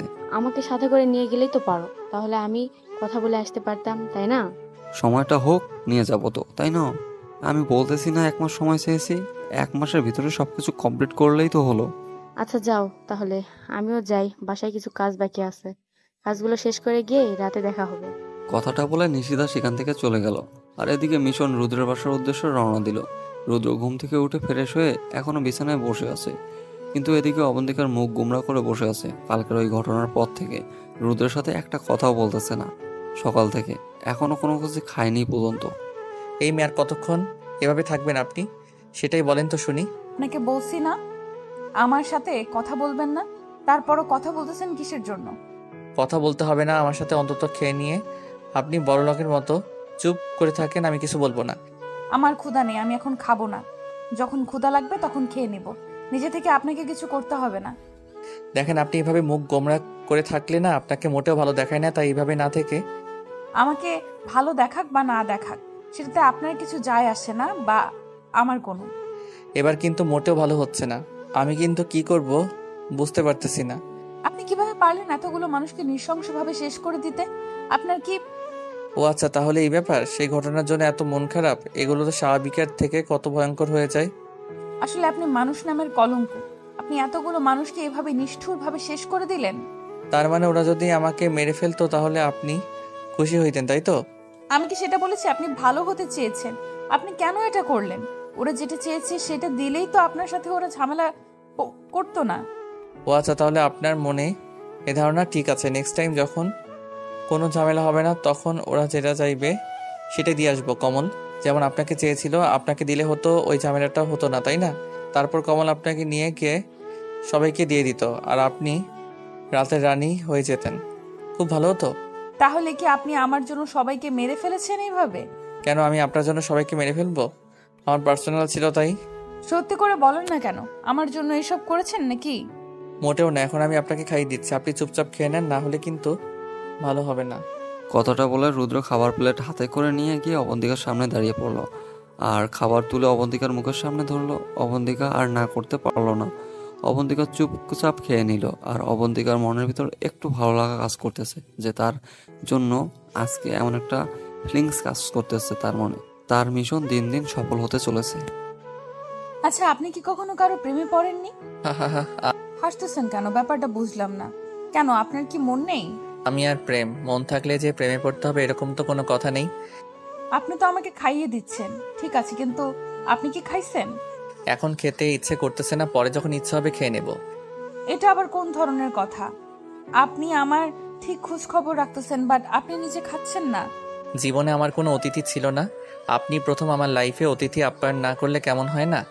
কেন, আপনার বাড়িতে কোনো মেহমান আসে না? আপনার আত্মীয় স্বজন কেউ নেই? থাকলে তো আসবে, আর আমার আত্মীয় স্বজন আছে কিনা আমি তো সেটা নিজেও জানি না। কেন, আপনার কখনো ইচ্ছা হয়নি যে আপনার ফ্যামিলির খোঁজ খবর নিতে? কে আপনার বাবা মা? অযথা সময় নষ্ট করার কোনো ইচ্ছা নেই, তাই আর ওইসব খোঁজ খবর নিতে যাইনি। এখন আমার খাওয়া হয়েছে, আর খাওয়াতে হবে না। আমার তো পেট ফুলে বেলুন হয়ে যাচ্ছে। আপনার কথায় মাঝে মাঝে এমন কথা উঠে আসে না, না হেসে থাকতে পারি না। কি জানি, আমি তো আর মানুষকে হাসাতে পারি না। সবাই নাকি বলে আমার কথায় কোনো রসকস নেই। রসকস না থাকাই ভালো, বর্তমান যে যুগ, এই যুগের রসকস থাকলে ঝামেলা। এখন আপনি বসে পড়েন, আমি আপনাকে খাইয়ে দিব। আমার না খুব ইচ্ছা কাউকে খাওয়াবো, বাট কাউকে খাওয়াতে পারিনি জীবন। আমার না ইচ্ছা নেই কারো হাতে খাওয়ার, বুঝেছেন? আমার ইচ্ছে করতেছে না এখন খাইতে। এটা আবার কোন ধরনের কথা হলো? আপনি আমাকে খাইয়ে দিচ্ছেন, ঠিক আছে, আমি খাইলাম তো। যখন আমার খাইতে ইচ্ছে করবে তখন খেয়ে নেব, এখন এসব ভালো লাগতেছে না। দেখুন, এখন আমার কথাটা আপনাকে রাখতে হবে, আর আমি কেমন যে জেদি সেটা তো আপনি ভালো করে জানেন। সত্যি আমার খুব খারাপ লাগতেছে, কারণ আমার একটা মিশন আছে, মিশনটা আমার কমপ্লিট করতে হবে, না হলে অনেক ঝামেলা হয়ে যাবে। এত টেনশন করার কি আছে? সবকিছুর সমাধান আছে। আপনি খাওয়া দাওয়া করেন, তারপর বাকি টেনশন করেন। তারপর অবন্তিকা জোর জবস্তি করে খাইয়ে দিল রুদ্রকে। রুদ্র প্রথমে খেতে না চাইলেও পরে আবার খেয়ে নিল। কি জানি মনে করে অবন্তিকা এই প্রথম কাউকে খাইয়ে দিচ্ছে। আর অবন্তিকা ভুলে যাচ্ছে তার দায়িত্বের কথা। এখন দিন দিন কেমন জানি হয়ে যাচ্ছে অবন্তিকা। রুদ্রের কাছে কেমন জানি দুর্বল হয়ে পড়তেছে সে। তারপর খাওয়া দাওয়া শেষ করে দুজনের রুমে বসেছিল, তখন মিশন রুমের ভিতর চলে আসলো হুট করে। প্রথমে মিশন লজ্জা পেয়ে বেরিয়ে যেতে ধরলো, রুদ্র তাকে থামিয়ে দিল। কিরে, কই যাচ্ছিস? আর ভিতরে চলে এসেছিস, লজ্জা পাবার কি আছে? না ভাইয়া, এমনিতেই আপনি এখানে কথা বলা শেষ করেন, বাইরে আপনার জন্য অপেক্ষা করতেছি। আমার বিয়ে করা বউ না, আর তোর ভাবিও না, লজ্জা পেয়ে চলে যাবি। আর আমি এখানে কোনো কিছু করব, চলে আয়। আসলে ভাইয়া, আপনি আমাকে যেটা বলছিলেন না, সেটা একটু তথ্য নিলাম, সেখানে একটু ঝামেলা আছে। আমি আগে থেকে জানতাম সেখানে ঝামেলা হবে, আর একটু না অনেক বড় ঝামেলা হতে চলেছে। আচ্ছা ভাইয়া, তাহলে আমি সবাইকে খবর দিচ্ছি। আর তোদেরকে কিছুই করতে হবে না, যা করব আমি একা করব, কারণ এটা জীবন মরণের খেলা। আমি মরে গেলে কান্না করা থাকবে না, কিন্তু তোরা মরে গেলে অনেকে কান্না করার থাকবে, আর অনেকে অভিশাপ দিবে আমাকে। ভাইয়া, এটা আপনি কি বলতেছেন? আপনি জীবনের রিস্ক নিয়ে সেখানে যাবেন আর আমরা এখানে বসে থাকবো, এটা কিভাবে? দেখ, তুই কোথায় কি করিস না করিস সব কিন্তু আমার নলেজে আছে। তাড়াতাড়ি বিয়েটা দিচ্ছি তোদের, এই ঝামেলার আগেই বিয়ে দেব। নতুন দাম্পত্য জীবন শুরু কর। আমি মরে গেলেও আপনাকে সেখানে আমি একা যেতে দেব না। দেখ ভাইয়া, এরকম করিস না তোরা, সবাই ভালো থাক, আমি এটাই চাই। ভাইয়া, আমরা কেউ আপনাকে একা সেখানে যেতে দেব না। এটা আপনি যতই বলেন না কেন, আমরা কেউ মানব না এটা। আচ্ছা, সেটা পরে দেখা যাবে। আর আমি আজ রাতে নিশিতার বাবার সাথে কথা বলবো, তোদের বিয়ের দিন তারিখ ঠিক করব। কিন্তু ভাইয়া, এই ব্যাপারটা আপনি জানলেন কিভাবে? এটা তো কেউ জানে না। আমি তোর বড় ভাই, এই কথাটা মাথায় রাখিস, বুঝছিস? আর বড় ভাইয়ের কাছে। আচ্ছা ভাইয়া, আর এখানে কোনো কিছু বলতে চাই না আমি এখানে। আপনি আর কিছু বলেন না, আমি বুঝতে পারছি। নে, এখানে 5 লাখ টাকা আছে, সুন্দরভাবে সবকিছু আয়োজন করবি, কোনো কিছু যেন কমতি না থাকে। গ্রামের প্রতিটা মানুষ যেন খুশিতে মুখরিত হয়। আচ্ছা ভাইয়া, কোনো সমস্যা নেই, আপনি যেভাবে চাইবেন সেভাবেই হবে। আমি সবাইকে খবর দিচ্ছি। আচ্ছা, এত লাফালাফি করা যাবে না কিন্তু, তাহলে কিন্তু শত্রুরাও জানতে পারলে ঝামেলা হয়ে যাবে। যা করবি চুপচাপ হুট করে আয়োজনটা শুরু হয়ে যাবে। ওকে ভাইয়া, আপনি যেভাবে বলবেন ঠিক সেভাবেই হবে, আমি যাচ্ছি। কথাটা বলে মিশন টাকাগুলো হাতে নিয়ে চলে গেল। তারপর তার ফ্রেন্ড সার্কেল মানে যারা একসাথে কাজ করে সবাইকে খবর দিল। সবার হাতে টাকা ধরিয়ে দিল, প্রতিটা মানুষকে টাকাগুলো দিতে বলল। গ্রামে প্রায় 500 মানুষ বসবাস করে, সবাই সুন্দরভাবে টাকাগুলো বন্টন করে দিল এবং সবাইকে বিয়ের দাওয়াত দিল। এই গ্রামে যত মানুষ থাকে সবাই রুদ্র নিজের ছেলের মতো ভালোবাসে, কেউ ভাইয়ের মতো, কেউ বা চাচার মতো। যার সম্বন্ধ যেমন সেভাবেই সবাইকে আপন করে নিয়ে আসে রুদ্র। তখন আপনি কিসের মিশনের কথা বললেন? আর সেখানে আপনি একাই যাবেন? এটা বলা যাবে না, বাট এটাতে অনেক রিস্ক আছে, তাই আমি একাই যাব। আমি মরে গেলে আমার পাশে কান্না করার কেউ থাকবে না, কিন্তু ওরা যদি কেউ মারা যায় ওদের ফ্যামিলি আছে। আপনি যদি জানেন আপনি সেখানে গেলে মারা যাবেন, তাহলে কেন আপনি সেখানে একাই যাবেন? আমি যদি মারা যাই না, সেখানে সবাইকে নিয়ে মারা যাব, কিন্তু এই বাকি গ্রামের মানুষগুলো সবাই সারা জীবন বসে খেতে পারবে। আপনি বেঁচে থাকলেও তো তারা সারা জীবন বসে খেতে পারবে, তাই না? আপনি তো তাদের উপার্জন করে খাওয়াতে পারবেন। পুলিশের যে চাপ পড়েছে আমার উপর, কখন যে কি হয় আমার, আর এদিকে যে আমার শত্রু বাহিনীর হাতে কখন মরে যায় ঠিক আছে আমার। পুলিশকে এত ভয় পাচ্ছেন কেন? আর আপনার শত্রু বাহিনী তো সুযোগ পেলে আপনাকে মেরে ফেলবে। পুলিশের কাছে আমি অবৈধ কাজ করি, তারা তো আর জানে না যে আমি কেন অবৈধ কাজ করি, কেন এই পথে আছি। আপনি বুঝিয়ে বলে অবশ্যই তারা বুঝবে, কিন্তু সবার কাছেই সমান, তাই না? সেই সুযোগটা দিলে তো আমি তাদেরকে বলবো, তাই না? সেই সুযোগটা কিন্তু তাদের সামনে পাবোই না। আপনি চেষ্টা করলে কিন্তু সবকিছুই করতে পারবেন। যেহেতু চেষ্টা করে এতগুলো মানুষকে খাওয়াতে পারেন, তো এটাও করতে পারবেন। সেটা পরে দেখা যাবে, আগে সবাইকে হাসি খুশি রাখি, পরেরটা পরে দেখাবো। আমাকে বাইরে নিয়ে যাবেন? আমি দিনের বেলায় গ্রামটা ঘুরে দেখতে চাই। আপনাকে দেখে মনে হয় না আপনি এই গ্রামে ঘুরতে পারবেন, কারণ আপনার যদি কোনো শত্রু দেখে ফেলে। আপনি সাথে থাকলে আমি ভয় পাই না। আপনার সামনে থেকে আমাকে নিয়ে যাবে এমন হ্যাডাম কারোর কাছেই নেই। আমাকে এত বিশ্বাস করা কিন্তু মোটেও ঠিক হচ্ছে না। কখনো আমি পোল্টিবাজি করি ঠিক নেই। এরকম কথা বলতেছেন কিসের জন্য? পোল্ট্রিবাজি করবেন মানে? মানুষ স্বার্থের জন্য সবকিছু করতে পারে। আপনি যেমন আপনার জীবন রক্ষার স্বার্থে এখানে এসে থাকতেছেন না, আমার হয়তো জীবন রক্ষার স্বার্থে আপনার সাথে বেইমানি করতেই পারি। আপনি এসব কি কথাবার্তা বলতেছেন? আমার সাথে বেইমানি করবেন? আমি কি আপনার কোনো ক্ষতি করেছি? ক্ষতি না করলে যে বেইমানি করবো না এটার কোনো গ্যারান্টি আমি আপনাকে দিতে পারবো না। তাই আমি যতদিন ভালো আছি ততদিন ভালো, খারাপ হওয়ার আগে আপনি এখান থেকে চলে যাওয়াই ভালো হবে। আপনি কি জীবনে কখনো ভালো হবেন না? কবে যে মরে যায় সেই হিসাবটাই রাখি না, আবার ভালো হওয়ার হিসাব কখন রাখবো শুনি? মানুষ চাইলে সবকিছুই করতে পারে, বুঝছেন? আপনি যদি চান তাহলে ভালো হতে পারবেন, জীবনযাপন সুন্দরভাবে করতে পারবেন। আপনি জানেন আইনের লোকেরা গ্রামকে সিন্ডিকেট গ্রাম বলে অভিহিত করে। তারা এই গ্রামকে উড়িয়ে দিতে চায় মানচিত্র থেকে। এই গ্রামের প্রতিটা মানুষকে তারা নৃশংসভাবে মারতে চায়, জানেন আপনি? এটা কেন করবে তারা? আমি বুঝতেছি না। আপনার কি মনে হয় প্রতিটা পুলিশই ভালো, বা প্রতিটা আইনের লোক ভালো? আপনার কি মনে হয় জনগণ সবাই ভালো, আইনের লোক সবাই ভালো? আমি সেটা বলতেছি না, কিন্তু ভালো হওয়ার চেষ্টা করলেও কিন্তু সবকিছু থেকে বেরিয়ে এসে ভালো হওয়া যায় নিজের চেষ্টায় থাকলে। এসব কথা বাদ দেন তো, চলেন আপনাকে আমার গ্রামটা দেখিয়ে নিয়ে আসি। আমি গোসল করব, কিন্তু গোসল করার পর পরবো কি? আমার তো কোনো জামা কাপড় নেই। আচ্ছা এই কথা আপনি গোসল করেন, গোসল করা শেষ করে দেখবেন আপনার জামা কাপড় এখানে এসে উপস্থিত। আমি গোসল করে ভিজে কাপড় এখানে আসবো আপনার সামনে? আপনি পাগল হয়েছেন, তাই না? সমস্যা কি? রাতে মনে হয় আমাদের মাঝে কিছু হয়নি, সবকিছুই হয়ে গিয়েছে। আপনার কি আমি দেখি নাই বলেন তো? আমার মনে হয় লজ্জা শরম কোনো কিছু নাই, তাই না? দেখেছেন যেহেতু সবকিছু এসে দাঁড়িয়ে থাকবো সামনে, তাই না? এত লজ্জাপতি হলে চলবে না, যেটা বলতেছি সেটাই করেন। আপনি গোসল করতে চান, আমি যাচ্ছি। আপনি গোসল করতে যান, আমি যাচ্ছি, এর মানে কি আপনি আমার সাথে গোসল করবেন? করলাম, সমস্যা কি? আপনার কোনো সমস্যা আছে? আপনি গোসল করতে যাচ্ছেন, আমি যাচ্ছি। আপনার মাথা ঠিক আছে? আমি করব আপনার সাথে গোসল? রুদ্র আর অবন্তিকাকে একটা কথা বলতে দিল না। অবন্তিকাকে কোলে তুলে নিয়ে বাথরুমে চলে আসলো। অবন্তিকা অবাক, রুদ্র কি করতেছে। অবন্তিকা তার হাত দিয়ে ছোটাছুটি করতেছে, কিন্তু রুদ্র ছেড়ে দিচ্ছে না। তারপর রুদ্র শাওয়া ছেড়ে দিল আর অবন্তিকাকে শক্ত করে জড়িয়ে ধরে আছে। কাক ভেজার মতো দুজনে সেখানে দাঁড়িয়ে ভিজতেছে। অবন্তিকা নড়াচড়া করতেছে, কিন্তু রুদ্র তাকে নড়তেও দিচ্ছে না। অবন্তিকা যে কি একটা অবস্থা, অবন্তিকা বকবক করে যাচ্ছে, কিন্তু রুদ্র কানে নিচ্ছে না। রুদ্র শুধু ফিল করতেছে এখন রুদ্রের জীবনে কোনো মেয়ে আসেনি এভাবে তাকে অধিকার দেখিয়ে কথা বলবে, এরকম কোনো মেয়ে আসেনি তার লাইফে। অবন্তিকা প্রথম মেয়ে। প্রায় 30 মিনিটের মতো দাঁড়িয়েছিল, প্রচন্ড ঠান্ডা লেগে গিয়েছে। হাসি দেওয়া শুরু করলো অবন্তিকা। তখন রুদ্রের হুঁশ ফিরে আসলো আর শাওয়ার বদ্ধ করে দিল। তারপর আবার ওখান থেকে কোলে করে নিয়ে বাইরে নিয়ে আসলো। আর বাইরে এসে অবন্তিকা তো বড় অবাক, এগুলো কিভাবে আর এইখানে এত তাড়াতাড়ি কেমনে সম্ভব। বিয়ের আয়োজন কেমন চলতেছে? সবকিছু ঠিকঠাক তো? হ্যাঁ ভাইয়া, সবকিছু ঠিকঠাক চলতেছে, কোনো সমস্যা নেই। আর সবাই খবর পেয়ে গিয়েছে। রাতে হুট করে আয়োজনটা শুরু করবি, বুঝেছিস? যাতে করে কেউ বুঝে ওঠার আগে আয়োজনটা শেষ হয়ে যায়, সকাল অবধি।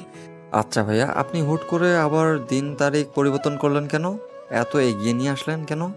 তুই যদি এত বুঝতে পারতি তাহলে আজকে আমার জায়গায় তুই থাকতি, আমি না। আচ্ছা ভাইয়া, আমার ভুল হয়েছে এটা আপনাকে বলা। আমি এখন যাচ্ছি, বাকি কাজগুলো শেষ করতেছি। ভাই শোন, তোর সাথে আমার কিছু কথা আছে। আচ্ছা ভাইয়া বলেন, সমস্যা নেই, কি বলবেন না? তোর যত কথা আছে আমি পরে শুনে নেব যদি সময় পাই। কি বলছেন ভাইয়া, বুঝতে পারতেছি না। কিসের সময় পাই নাই পাই এইগুলো কি বলছেন আপনি? দেখ, তুই বিয়ে করতেছিস ভালো কথা, সবাইকে নিয়ে সুখে শান্তিতে থাকবি। আর আমি যদি এই গ্রামে না থাকি তাহলে সবাইকে একসাথে করে রাখবি সব সময়। আমার জায়গাটা তুই ধরে রাখবি। ভাইয়া দেখেন, এরকম কোনো কিছু করবেন না ভাইয়া, তাহলে আমি নিজেই শেষ করে দেব ভাইয়া। আমরা ভালো থাকতে পারবো না ভাইয়া আপনাকে ছাড়া। তোকে আমার সব কথা বলে দিলাম, তুই এই কথাটা কাউকে বলবি না। আর সব থেকে বড় কথা হচ্ছে আমি তোর বিয়েতে কতক্ষণ সময় দিতে পারবো জানি না, বাট আমি ভাইয়া প্লিজ এরকম কোনো কিছু করবেন না ভাইয়া। আমরা আমরা আমরা সবাই আপনার জন্য অপেক্ষা করবো ভাইয়া। আপনি ফিরে আসবেন ভাইয়া আমার কাছে, আমাদের কাছে। বাদ দে, তুই তোর মতো মজা কর। আর আমি মনে করবি যে তোর বড় ভাইয়া সবসময় তোর পাশে আছে, সবসময় থাকবে। মিশন কোনো কথা বলতে পারতেছে না, তার মুখ দিয়ে কোনো কথা বের হচ্ছে না, চোখ দিয়ে পানি গড়িয়ে পড়তেছে। কারণ মিশন খুব ভালো করে জানে সেই জায়গাটা কতটা বিপজ্জনক, সেখান থেকে ফিরে আসা কতটা ইম্পসিবল। মিশন এটাও ভালো করে জানে কেন রুদ্র তাদেরকে সেখানে নিয়ে যাচ্ছে না। সেখানে গেলে কম করলে 10 থেকে 15 জনকে মারা যেতে হবে। আর রুদ্র কারোর সাথে কোনো প্ল্যান শেয়ার করেনি সেখানে একা কি করবে না করবে। তারপর মিশন কোনো কথা না বলে চুপচাপ সেখান থেকে চলে গেল মনে কষ্ট নিয়ে। আর রুদ্র মুচকি হাসি দিয়ে মিশনের নতুন দাম্পত্য জীবনের জন্য শুভকামনা জানিয়ে বিদায় দিল। আজকে আপনাকে আমি একটা সত্য কথা বলতে চাচ্ছি, যেটা শোনার জন্য হয়তো আপনি প্রস্তুত না। মানে বুঝতে পারলাম না, কি বলতে চাচ্ছেন আপনি আবার আমাকে? সেটা হলো, আজকে মিশন আর নিশিতার বিয়ে হতে যাচ্ছে। তাদের বিয়ের ডেটটা এগিয়ে নিয়ে আসা হয়েছে। সবাইকে তো অন্য ডেটে বিয়ের দাওয়াত দেওয়া হয়েছে, তাহলে তারা কিভাবে খবর পাবে? সেটা নিয়ে আপনাকে টেনশন করতে হবে না। আপনি আপনার মতো নিজেকে তৈরি করে রাখুন বিয়েতে যাওয়ার জন্য। আপনি না কখন কি করেন কাউকে জানান না, আর পরে সবাই। এত বেশি কথা মোটাও ভালো লাগতেছে না। আর কথা হচ্ছে যে আমি হয়তো রাত্রে আপনাকে সময় দিতে পারবো না। আপনাকে আমার কিছু ছোট ভাই প্রোটেকশন দিবে, কেউ আপনাকে কোনো ডিস্টার্ব করবে না। কেন? আপনি কোথায় যাবেন আর আপনি সেখানে থাকবেন না? আমার এলাকাতে বিয়ে বলে কথা, আমাকে তো একটু এলাকাটা দেখা লাগবে, দেখাশোনা করা লাগবে। হয়তো আমি সেভাবে সময় দিতে পারবো না, বাট মাঝে মাঝে এসে দেখে যাব। আচ্ছা ঠিক আছে, তাহলে আপনি ফ্রেশ হয়ে আসুন, আপনার জন্য খাবার রেডি করি। আপনি না নিজের হাতে খেতে পারেন না, তাহলে আপনি রান্না করলেন কিভাবে আর আমার জন্য? নিজে খেতে পারি না এটা সত্যি, কিন্তু রান্না তো করতে পারি। এটা তো বলিনি যে রান্না করতে পারি না। আপনার মাঝে আর কত কি লুকায়িত আছে আমি নিজেও জানি না। আপনার মাঝে যে কি কি আছে, আমার মাঝে আরো অনেক কিছু স্পেশাল আছে, যেটা সময় হলে তারপর দেখতে পারবেন। ও আচ্ছা তাই নাকি? সেই সময়টা কবে হবে আর আমি সেটা কবে দেখতে পারবো? এখন মোটেও কথা বলতে ইচ্ছে করতেছে না। এখন যান, আপনি গিয়ে আপনার কাজগুলো শেষ করেন, না হয় ফ্রেশ হয়ে আসেন তাড়াতাড়ি। অবন্তিকার রুদ্র এর সাথে আর বেশি কথা বাড়ালো না। রুদ্র ভিতরে চলে আসলো আর অবন্তিকার ডাইনিং টেবিলের কাছে চলে আসলো। এসে ফোন বের করে অফিসার নাদিম সাহেবকে ফোন করলো আর তাদের স্টাফকে রেডি হতে বলল আজকে মিশনে নামার জন্য। আজকে এখান থেকে সবাইকে গ্রেপ্তার করে নিয়ে যাবে। আচ্ছা ম্যাডাম, আপনি যেভাবে প্ল্যান করেছেন সেভাবেই সবকিছু হবে, কোনো সমস্যা হবে না। এটা মাথায় রাখবেন, এটা যেন কেউ একটুও বুঝতে না পারে, বুঝছেন? সমস্যা নেই, আমরা আমাদের স্পেশাল সব ফোর্স নিয়ে সেখানে পৌঁছে যাব। এটা কিন্তু মাথায় রাখবেন, এই গ্রামের প্রতিটা মানুষ কিন্তু রুদ্রর জন্য পাগল, জীবন দিতেও। সমস্যা নাই, এখানে কোনো বাধা মানব না। কেউ সামনে আসলে তাকে আমরা লাশ বানিয়ে তারপর রুদ্রকে নিয়ে আসব। যে কোনো মূল্যই রুদ্রকে লাগবে, বুঝছেন? রুদ্রের মাধ্যমে কিন্তু আমরা পুরো গ্যাংস্টার দমন করতে পারবো। আচ্ছা ম্যাডাম, বেশি কথা বলা ঠিক হবে না, আপনি যে কোনো মুহূর্তে ধরা পড়তে পারেন। এটা নিয়ে আপনাকে টেনশন করতে হবে না। আজকে মাথায় রাখবেন, এখানে কিন্তু বিয়ে হতে চলেছে, ভুল করেও কোনো কিছু যেন মিস্টেক না হয়। সমস্যা নেই, কোনো মিস্টেক হবে না আমাদের। আর আমরা চেষ্টা করব সবাইকে জীবিত অবস্থায় ধরার। যদি কেউ মারাও যায় তাতে কোনো আফসোস নেই, কিন্তু রুদ্রকে জীবিত অবস্থায় লাগবে আমাদের পুরো, বুঝছেন আমার বিষয়টা? আচ্ছা ম্যাডাম, তাহলে তো হয়েই গেল। এখন আমরা নির্ভয়ে কাজ করতে পারবো, আমাদের সামনে আর কেউ দাঁড়াতে পারবে না 2 সেকেন্ডও। আর একটা কথা, আমার বাবা মাকে জানিয়ে দিবেন যে আমি আগামীকালকে বাসায় ফিরে আসব, আমাকে নিয়ে যেন আর টেনশন না করে। আপনি পারলে বাসায় একটু কথা বলেন, সেটাও বেটার হবে। আঙ্কেল আন্টির অবস্থা খুব খারাপ। এই অবস্থা, তাদের সাথে কথা বলা সম্ভব না, যে কোনো সময় আমি ধরা খাবো, ঠিক আছে ম্যাডাম, তাহলে আমি তাদেরকে এক্ষুনি গিয়ে খবরটা জানিয়ে দিচ্ছি আর বাকি সবাইদেরও খবর দিচ্ছি। এখন থেকে মিশন শুরু করে দেন, আর আশেপাশের এলাকার যত আছে সব জায়গায় আমাদের লোক সংখ্যা বসিয়ে দেন। একটা লোকও যেন এই এলাকা থেকে বেরিয়ে অন্য এলাকায় যেতে না পারে। ঠিক আছে, এখন তো এটা করা যাবে না, এটা হয়তো রাত 10টার পর করতে হবে। এখন যদি করা হয় তাহলে বুঝতে পেরে যাবে তারা ওই দিক থেকে আক্রমণ শুরু হয়ে যাবে। এই কথাটা অবশ্যই আপনি ঠিক বলেছেন, এটা আমার মাথায় ছিল না। ঠিক আছে, আপনি তাহলে এটাই করেন। কথাটা বলে ফোনটা রেখে দিল অবন্তিকা। আজকে তার মিশন কমপ্লিট হতে চলেছে, এটা ভেবে অনেক খুশি লাগতেছে অবন্তিকার। এদিকে রুদ্র তাড়াতাড়ি বেরিয়ে আসলো রুম থেকে। এসে দেখে অবন্তিকা তার জন্য অপেক্ষা করতেছে খাবার টেবিলে। রুদ্র এসে খাবার টেবিলে বসে পড়লো আর অবন্তিকা খাবার প্লেট হাতে নিল। অবন্তিকাকে দেখে রুদ্র কেমন জানি অন্যরকম লাগতেছিল আজকে, প্রতিদিনের মতো লাগতেছে না আজকে অবন্তিকাকে। অবন্তিকার ভিতরে অন্য কোনো রহস্য কাজ করতেছে আজকে, কিন্তু রুদ্র সেদিকে তোয়াক্কা না করে হয়তো তার ভিতরটা টেনশন কাজ করতেছে তার বাবা খুনিরা আজকে যদি তাকে অ্যাটাক করে এটা ভেবে। আপনি কি কোনো কিছু নিয়ে টেনশন করতেছেন? আপনাকে দেখে মনে হচ্ছে। না না, আমি ঠিক আছি, এমনিতেই খারাপ লাগতেছে। আজ বাবা মার কথা খুব মনে পড়তেছে আমার। কিছুদিনের মধ্যে সবকিছু ঠিকঠাক হয়ে যাবে হয়তো। এখন একটু পরে মনে পড়বে, এটা স্বাভাবিক, যেহেতু বাবা মা আর বাবা মার ভালোবাসা পেয়ে বড় হয়েছেন। এখন আপনি কোথায় যাবেন? আর আমি তো এখন একা একা বিয়ে বাড়িতে যাইতে পারবো না, আমাকে তো সেখানে আপনি নামিয়ে দিবেন, তাই না? আমি এখন আপনাকে মিশনের বাসায় নামিয়ে দেব, আর সেখানে আপনি থাকবেন। আজকে সেখানে আপনাকে থাকতে হবে, আমি এখানে আসবো, তারপর একটা জায়গায় যাব, সেখান থেকে আবার মিশনের বাসায় যাব।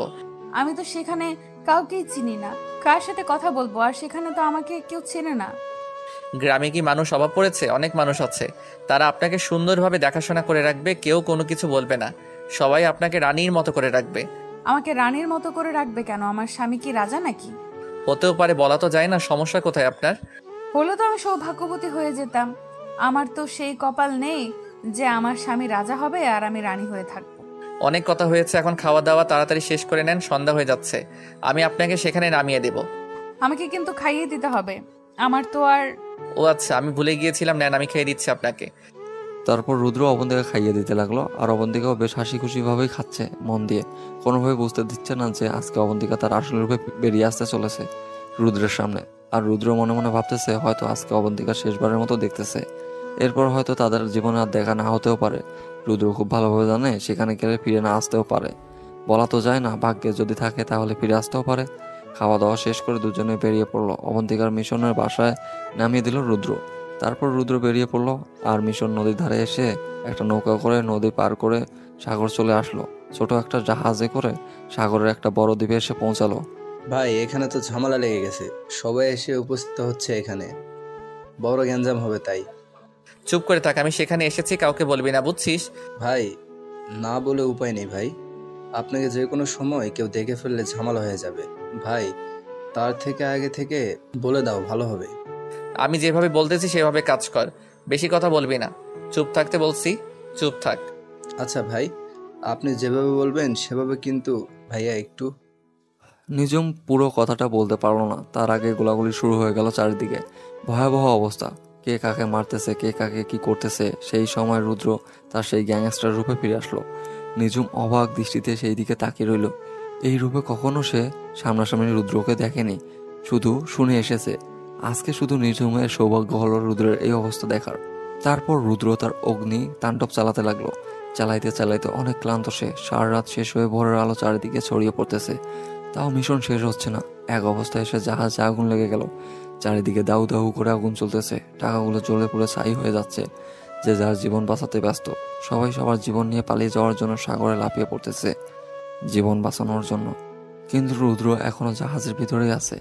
নিজুম তাদের ছোট জাহাজটা নিয়ে বড় জাহাজের কাছে সাইডে গিয়ে দাঁড়িয়ে আছে, আর রুদ্র ওপর থেকে টাকার বস্তাগুলো নামিয়ে দিচ্ছে। রুদ্র ক্লান্ত শরীরে টাকার বস্তা নামিয়ে দিতে দিতে অনেক ক্লান্ত হয়ে পড়লো। শেষ পর্যন্ত তাদের ছোট জাহাজটা টাকায় ভর্তি হয়ে গেল। রুদ্র নিজুমকে চলে যেতে বলল, কিন্তু নিজুম চলে যাচ্ছে না রুদ্রকে ছাড়া। সে যাবে না, কিন্তু রুদ্রর কথা শুনে ভয় পেয়ে চলে গেল।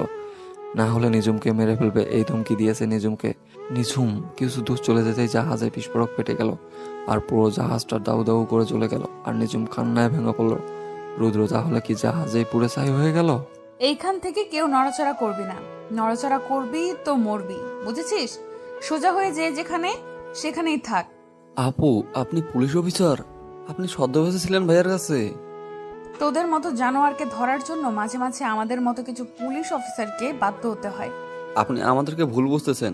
আপনি আমাদের সাথে এতদিন থেকেও আমাদের উপর আপনার ভুল ধারণাটা যায়নি। তোদের মতো কুত্তাদের আমার খুব ভালোভাবে চেনা আছে, যারা মানুষকে মানুষ মনে করে না, মেরে ফেলতে দ্বিধাবোধ করে না। আপনি সম্পূর্ণ ভুল ভাবতেছেন। এটা করবেন না, এটা করলে অনেক বড় ক্ষতি হয়ে যাবে। আর রুদ্র ভাইয়া যদি জানতে পারে। তো রুদ্র ভাই কবে মারা গিয়েছে, এতক্ষণ বেঁচে আছে তুই ভেবেছিস? তো রুদ্র ভাই তো কখন মরে গিয়ে ভূত হয়ে পড়ে আছে, কোথায় গিয়ে দেখ। ও আচ্ছা, যদি তাই হয়ে থাকে আপনি আমাদের এখান থেকে নিয়ে যেতে পারবেন না। আপনার লাশ এখান থেকে যাবে। তাহলে দেখা যাবে আজকে চোর পুলিশের মধ্যে কে জয়ী হয়, তোরা নাকি আমরা। রুদ্র ভাই আপনাকে ভীষণ পছন্দ করতো, আর নিজের থেকেও হয়তো আপনাকে একটু বেশি প্রাধান্য দেওয়া শুরু করেছিল। আর আপনি এর মাঝে আপনার আসল রূপে ফিরে আসলেন। এখানে সব রহস্য আমার কারণে। আমি সবাইকে ফাঁসিয়েছি এখানে, আমি সবাইকে প্ল্যান করে এখানে নিয়ে এসেছি। আপনি কাজটা মোটেও ঠিক করেননি, এজন্য আপনাকে পস্তাতে হবে। এমনকি আপনার জীবনটাও যেতে পারে। কথাটা বলে মিশন ইশারা করলো, আর চারদিকে গোলাগুলি শুরু হয়ে গেল। এবং গোলাগুলির আওয়াজকে কোথায় মরে পড়ে রইল কেউ বেঁচে রইল না। হাতে গোনা কয়েকজন বেঁচে আছে। স্নাইপার স্পেশালিস্ট বাইরে থেকে পুলিশের অনেক সাপোর্ট করেছে, যার জন্য খুব তাড়াতাড়ি রুদ্র এবং আত্মীয় স্বজনের মানে গ্রামের লোকেরা মৃত্যুর কোলে লুটে পড়ল। অবন্তিকা মিশন এবং নিশিতাকে মারতে চায়নি, কিন্তু পিছন থেকে গুলি এসে মিশন এবং নিশিতার বুকে আঘাত করলো, আর বুক থেকে তাজা রক্ত গড়িয়ে পড়তে লাগলো। মিশন এবং নিশিতা নতুন দম্পতি তাদের ভালোবাসার শেষ নিঃশ্বাস ত্যাগ করলো, অপেক্ষা করতে লাগলো। আমাকে ক্ষমা করে দিস পাগলি, তোকে আমার ঘরে নিতে পারলাম না। আমার এক ফোঁটাও কষ্ট হচ্ছে না জানিস, কারণ আমরা রুদ্র ভাইয়ের জন্য জীবন দিচ্ছি। রুদ্র ভাই আমাকে সারা জীবন বেঁচে থাকার জন্য একাই মিশনে গেল। সেই রুদ্র ভাই হয়তো জানেই না তার ছোট ভাইটা এভাবেই শেষ হয়ে গেল। হয়তো আমরা দুজন একে অপরের জন্য তৈরি ছিলাম না, আর আমাদের ভাগ্যের লেখা ছিল না। এরকমই ছিল। আমাকে ক্ষমা করে দিও প্রিয়, কারণ আমি তোমার হতে পারলাম না তোমার সাথে সারাটা জীবন পার করতে। আমাদের মতো মানুষের কোনো মূল্য নেই সমাজে। সবাই ভাবে আমাদের কোনো ফিলিংস নেই। আমরা সবসময় মানুষ খুন করি, কিন্তু কেন খুন করি তার পিছনে রহস্য কেউ জানতে চায় না। সমাজে কেন গ্যাংস্টার তৈরি হয়? বড় লোকদের জন্য। এই বড় লোকেরা যদি গরিবদের সাহায্য করতো তাহলে সমাজে কখনো গ্যাংস্টার তৈরি হতো না। এই সমাজে বড় লোকরা সব থেকে বড় গ্যাংস্টার। তারা গ্যাংস্টার তৈরি করে, তারাই সবকিছু কন্ট্রোল করে। তাদের কিছু হয় না, কিন্তু মরতে হয় আমাদের মতো পাবলিকদের। ভালো থেকো প্রিয়, পরে দেখা হবে তোমার সাথে, আমার মিলন হবে তোমার সাথে আমার পরে। কথাটা বলে নিশিতা আগে মৃত্যুর কোলে ঢুলে পড়লো। কিছুক্ষণ পর মিশন শেষ নিঃশ্বাস ত্যাগ করলো। তাদের ভালোবাসার দেওয়া প্রতিশ্রুতি এখানে এই নিমিষের মাঝেই শেষ হয়ে গেল। নিমিষেই গ্রামটা হাহাকারে পরিণত হলো। চারিদিক থেকে যত পুলিশ ছিল সবাই একে একে ঘিরে ধরলো গ্রামটাকে। তারপর সবাইকে ধরে ধরে মেরে ফেললো, আর যারা বেঁচে দিল তাদেরকে ধরে জেলে নিয়ে যাওয়া হলো। তাদের ধরে জেলে নিয়ে যাচ্ছে, কিন্তু রুদ্রর কোনো খোঁজ পেল না। অবন্তিকা ধরে নিয়েছে রুদ্র সেই মিশনে মারা গিয়েছে। যদি মারা না যেত তাহলে এতক্ষণে ফিরে আসতো। তারপর অবন্তিকা যে মানুষগুলো জীবিত ছিল সবাইকে কারাগারে নিয়ে যাওয়ার জন্য আদেশ করলো, আর সবাই গ্রেপ্তার করা হলো। তারপর সবাই সবার জায়গায় চলে গেল। মিশনের দিকে তাকিয়ে অবন্তিকা একটু মন খারাপ হলো, কারণ নিশিতা আর মিশন নতুন দম্পতি ছিল। তাদের জীবন শুরু করতে গিয়ে তাদের এই পৃথিবী থেকে বিদায় নিতে হলো। এটা ভেবে অবন্তিকার একটু খারাপ লাগতেছে, কিন্তু নিজেকে সে মানিয়ে নিচ্ছে। তারপর সবাই চলে গেল। গ্রামটা শ্মশান হয়ে পড়ে রইল। রুদ্র যখন গ্রাম ফিরল তখন সে দেখে একটা নদীর চরে কোনোভাবে বেঁচে আছে। তারপর সেখান থেকে একটু নৌকা করে তার বাসার উদ্দেশ্যে রওনা দিল। আর গ্রামে প্রবেশ করে তার মাথা খারাপ হয়ে গেল। এসব কি নিঝুম? আর তোকে আমি আগে পাঠিয়ে দিয়েছিলাম, আর এগুলো কি? গ্রাম এরকম হয়েছে কেন? ভাইয়া, গ্রামের আগের মতো কোনো কিছু নেই। গ্রামটা পুড়ে পুড়ে ছারখার করে দিয়েছে পুলিশ। আর আপনার কাছে যে মেয়েটা থাকতো না, সে হচ্ছে একজন পুলিশ অফিসার। কি বলতেছিস? এসব আমার মাথায় কাজ করতেছে না। পুলিশ অফিসার ছিল মনে, আর এসব করছে পুলিশ?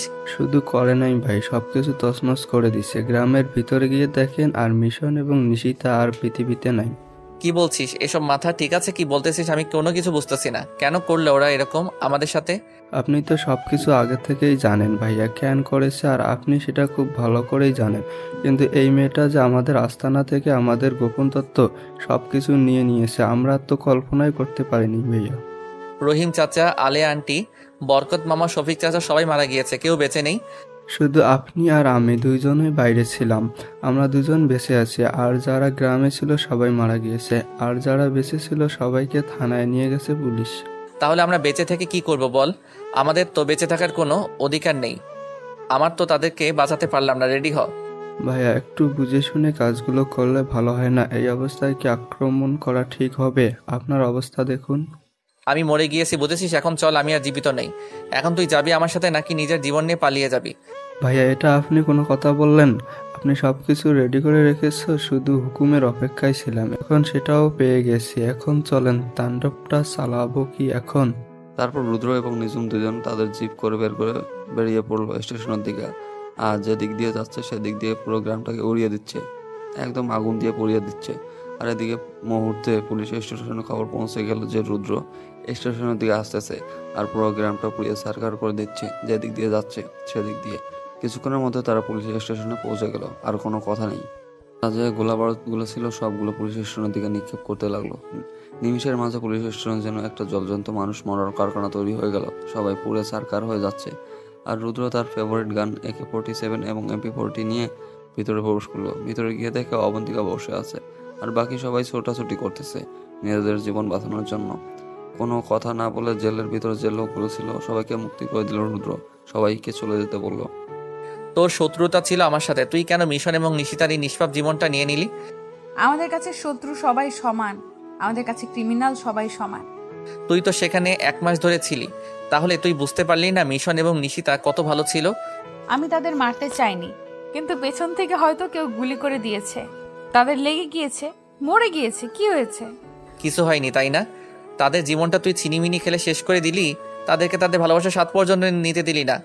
আমি ভেবেছিলাম তুই মরে গিয়েছিস, কিন্তু তুই তো বেঁচে আছিস। ভালোই হয়েছে, এখন আমার কাজটা আরো সহজ হবে। তোর যত গডফাদার আছে, এখন তোর থেকে আমি সব কিছু এখন বের করে নেব। চেষ্টা করে দেখতে পারিস। আর তুই ভাবতেছিস তুই বেঁচে থাকবি, আর আমি তো এখানে চলে এসেছি। এটাও ভাবিস না যে আমি দুর্বল হয়ে পড়েছি, তোকে কিছু করতে পারবো না। শত্রু শক্তি বা ক্রিমিনালদের শক্তি যতই বেশি হোক না কেন, আইনের কাছে তারা কিছুই না। তুই এই রুদ্রকে চিনিস না, বুঝছিস? তুই সবার সাথে আমার তুলনা করতে পারিস না। তোর সর্বশক্তি দিয়ে চেষ্টা করে দেখতে পারিস। আজকে তোর জীবনের শেষ দিন হতে চলেছে। তুই কাকে ভয় দেখাচ্ছিস? যে নিজের দেশের জন্য নিজের সব কিছু তোকে দিয়ে দিয়েছিলাম, আর তুই সেই আমাকে কিনা ভয় দেখাচ্ছিস? লোকে ঠিকই বলেছিল যে এই মেয়ের মাঝে নিশ্চয়ই কোনো রহস্য লুকিয়ে আছে। আমি সে কেন তখন বুঝতে পারিনি, আর কেন যে ভুল করে তোকে সেখানে মেরে না ফেললাম। যদি তোকে সেদিন মেরে ফেলতাম তাহলে হয়তো আজকে এরকম দিন আমাকে দেখতে হতো না। আমি ভেবেছিলাম তুই আমাকে ধরে ফেলবি, কিন্তু দেখলাম না, তুই অনেক অনেক কাঁচা খেলোয়াড়, বুঝছিস? আমার মতো পাকা খেলোয়াড় হতে গেলে তোকে মরতে হবে। আসলে সত্যি কথা বলতে কি, কোনো মেয়ে আমার জীবনে ছিল না।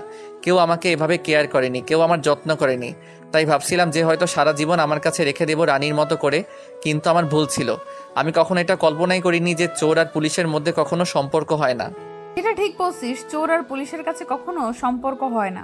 চোর আর পুলিশের কাছে যেটা হয় সেটা হচ্ছে শত্রুতামি। তোর আমাকে দরকার ছিল আমাকে বলতি, আমি নিজের ইচ্ছায় তোকে আমার সবকিছু বলে দিলাম। কিন্তু কেন তুই সবাইকে এভাবে মেরে ফেললি? কেন গ্রামটাকে জ্বালিয়ে দিলি? তুই তো গ্রামের সম্পর্কে সবকিছু ভালো করে জানতিস। কেন শুনতে পাচ্ছিস? তুই যে গ্রাম থেকে এরকম বড় আন্ডারওয়ার্ল্ডের ডন হয়েছিস, ওই গ্রাম থেকে প্রতিনিয়ত এরকম ছেলে মেয়ে আসবে যারা আন্ডারওয়ার্ল্ড ডন হতে চাইবে। তারা মানুষের জীবন নিয়ে খেলবে। আমি চাই না যে একটা গ্রামের জন্য পুরো একটা দেশ আতঙ্কে থাকুক। তুই আমাদের সম্পর্কে জানিস না, তাই তোর এই ভুল ধারণা। তুই অনেক কিছু জেনেও না বোঝার ভান করেছিলি, আমি এখন বুঝতে পারছি। এখন কি নিজ ইচ্ছা সবকিছু স্বীকার করবি, নাকি তোর উপর কোনো পদক্ষেপ নিতে হবে বা অত্যাচার করতে হবে? নিজের ইচ্ছায় স্বীকার করলে তোর জন্য আমি সুপারিশ করব, যাতে করে তোর শাস্তি কম হয়। তুই হয়তো ভুলে যাচ্ছিস যে আমি কি জিনিস, আর তুই কাকে কি বলতেছিস। যখন থেকে এই পথে চলা শুরু করেছি তখন থেকে লাঠির আঘাত, লোহার ইস্পাতের আঘাত খেয়েছি, এত বড় হয়েছি। সেই ছেলে নাকি 2-1টা অত্যাচারকে ভয় করবে? দেখ রুদ্র, ভালোই ভালোই বলতেছি, আইনের কাছে নিজেকে সমর্পণ করে দে, ভালো থাকবি, বাকি জীবনটা অনেক সুন্দর কাটবে তোর। তুই যে খেলা শুরু করেছিস না, এই খেলা আমি শেষ করব। এই বাংলাদেশের যত পুলিশ স্টেশন আছে না, সবগুলো আমি ধ্বংস করে দেব। তারপর আমি নিজেকে শেষ করে দেব। এখন তোর চেষ্টা করতে পারিস আমাকে ধরার জন্য। তুই এখান থেকে বেরিয়ে যেতে পারবি না, বুঝছিস? তার আগে লাশ হয়ে যাবি। আরও তো পুলিশ স্টেশন ধ্বংস করার দূরের কথা, একটা পুলিশ স্টেশন ধ্বংস করতেও পারবি না তুই। তাহলে এটাই হয়ে যাক, দেখি কার কলিজায় দম কত। আমি এখান থেকে শুধু বেরোবো, তারপর দেখ কি হয় তোর এই সুন্দর অফিসের। তুই এখান থেকে বের হতে পারবি না, তার আগে তুই লাশ হয়ে পড়বি, বুঝছিস? আর তোর সাঙ্গ পাঙ্গ না একটাও বেঁচে নেই। তুই এখান থেকে বের হতে পারবি না, তার আগে তুই লাশ হয়ে পড়বি, বুঝছিস? আর তোর সাঙ্গবাঙ্গ না একটাও বেঁচে নেই। রুদ্র আর কোনো কথা বললো না, হুট করে অবন্তিকাকে ধরে ফেললো আর তার ঠোঁটে নিজের ঠোঁট দুটো বসিয়ে দিল এবং সারা শরীরে স্লাইড করতে লাগলো। অবন্তিকার কাছে কোনো পিস্তল ছিল না, যার জন্য অবন্তিকা অসহায়, অনেক ছোটাছুটি করতেছে কিন্তু রুদ্র শক্তির কাছে পেরে উঠতে পারতেছে না। রুদ্র অবন্তিকাকে এমনভাবে ব্যবহার করা শুরু করলো মনে হচ্ছে বাজার থেকে কিনে আনা কোনো পণ্য। যেভাবে ব্যবহার করতেছে অবন্তিকাকে, আর অবন্তিকা খুব ভালোভাবে বুঝিয়ে দিচ্ছে যে অত্যাচার কাকে বলে। অবন্তিকা চিল্লাচিল্লি শুনে সবাই অবাক, কিন্তু রুদ্র অবন্তিকা ছেড়ে দিচ্ছে না। অবন্তিকার অবস্থা খুব খারাপ মনে হচ্ছে যে এখন চলে যাবে এই ভবন ছেড়ে। এই অবস্থা রুদ্রকে ছেড়ে দিল। রুদ্র ইচ্ছা করতেছিল মেরে ফেলবে, কিন্তু সেটা করলো না। আর আপনারা ভাবছেন যে পুলিশগুলো কই গেল, এগিয়ে আসতেছে না কেন? একটা পুলিশও বেঁচে নেই বাইরে। রুদ্র যত বন্ধু ছিল, রুদ্র তাদের উপকার করতেছিল, সবাই পুলিশ স্টেশনে এমনভাবে ঘিরে রেখেছে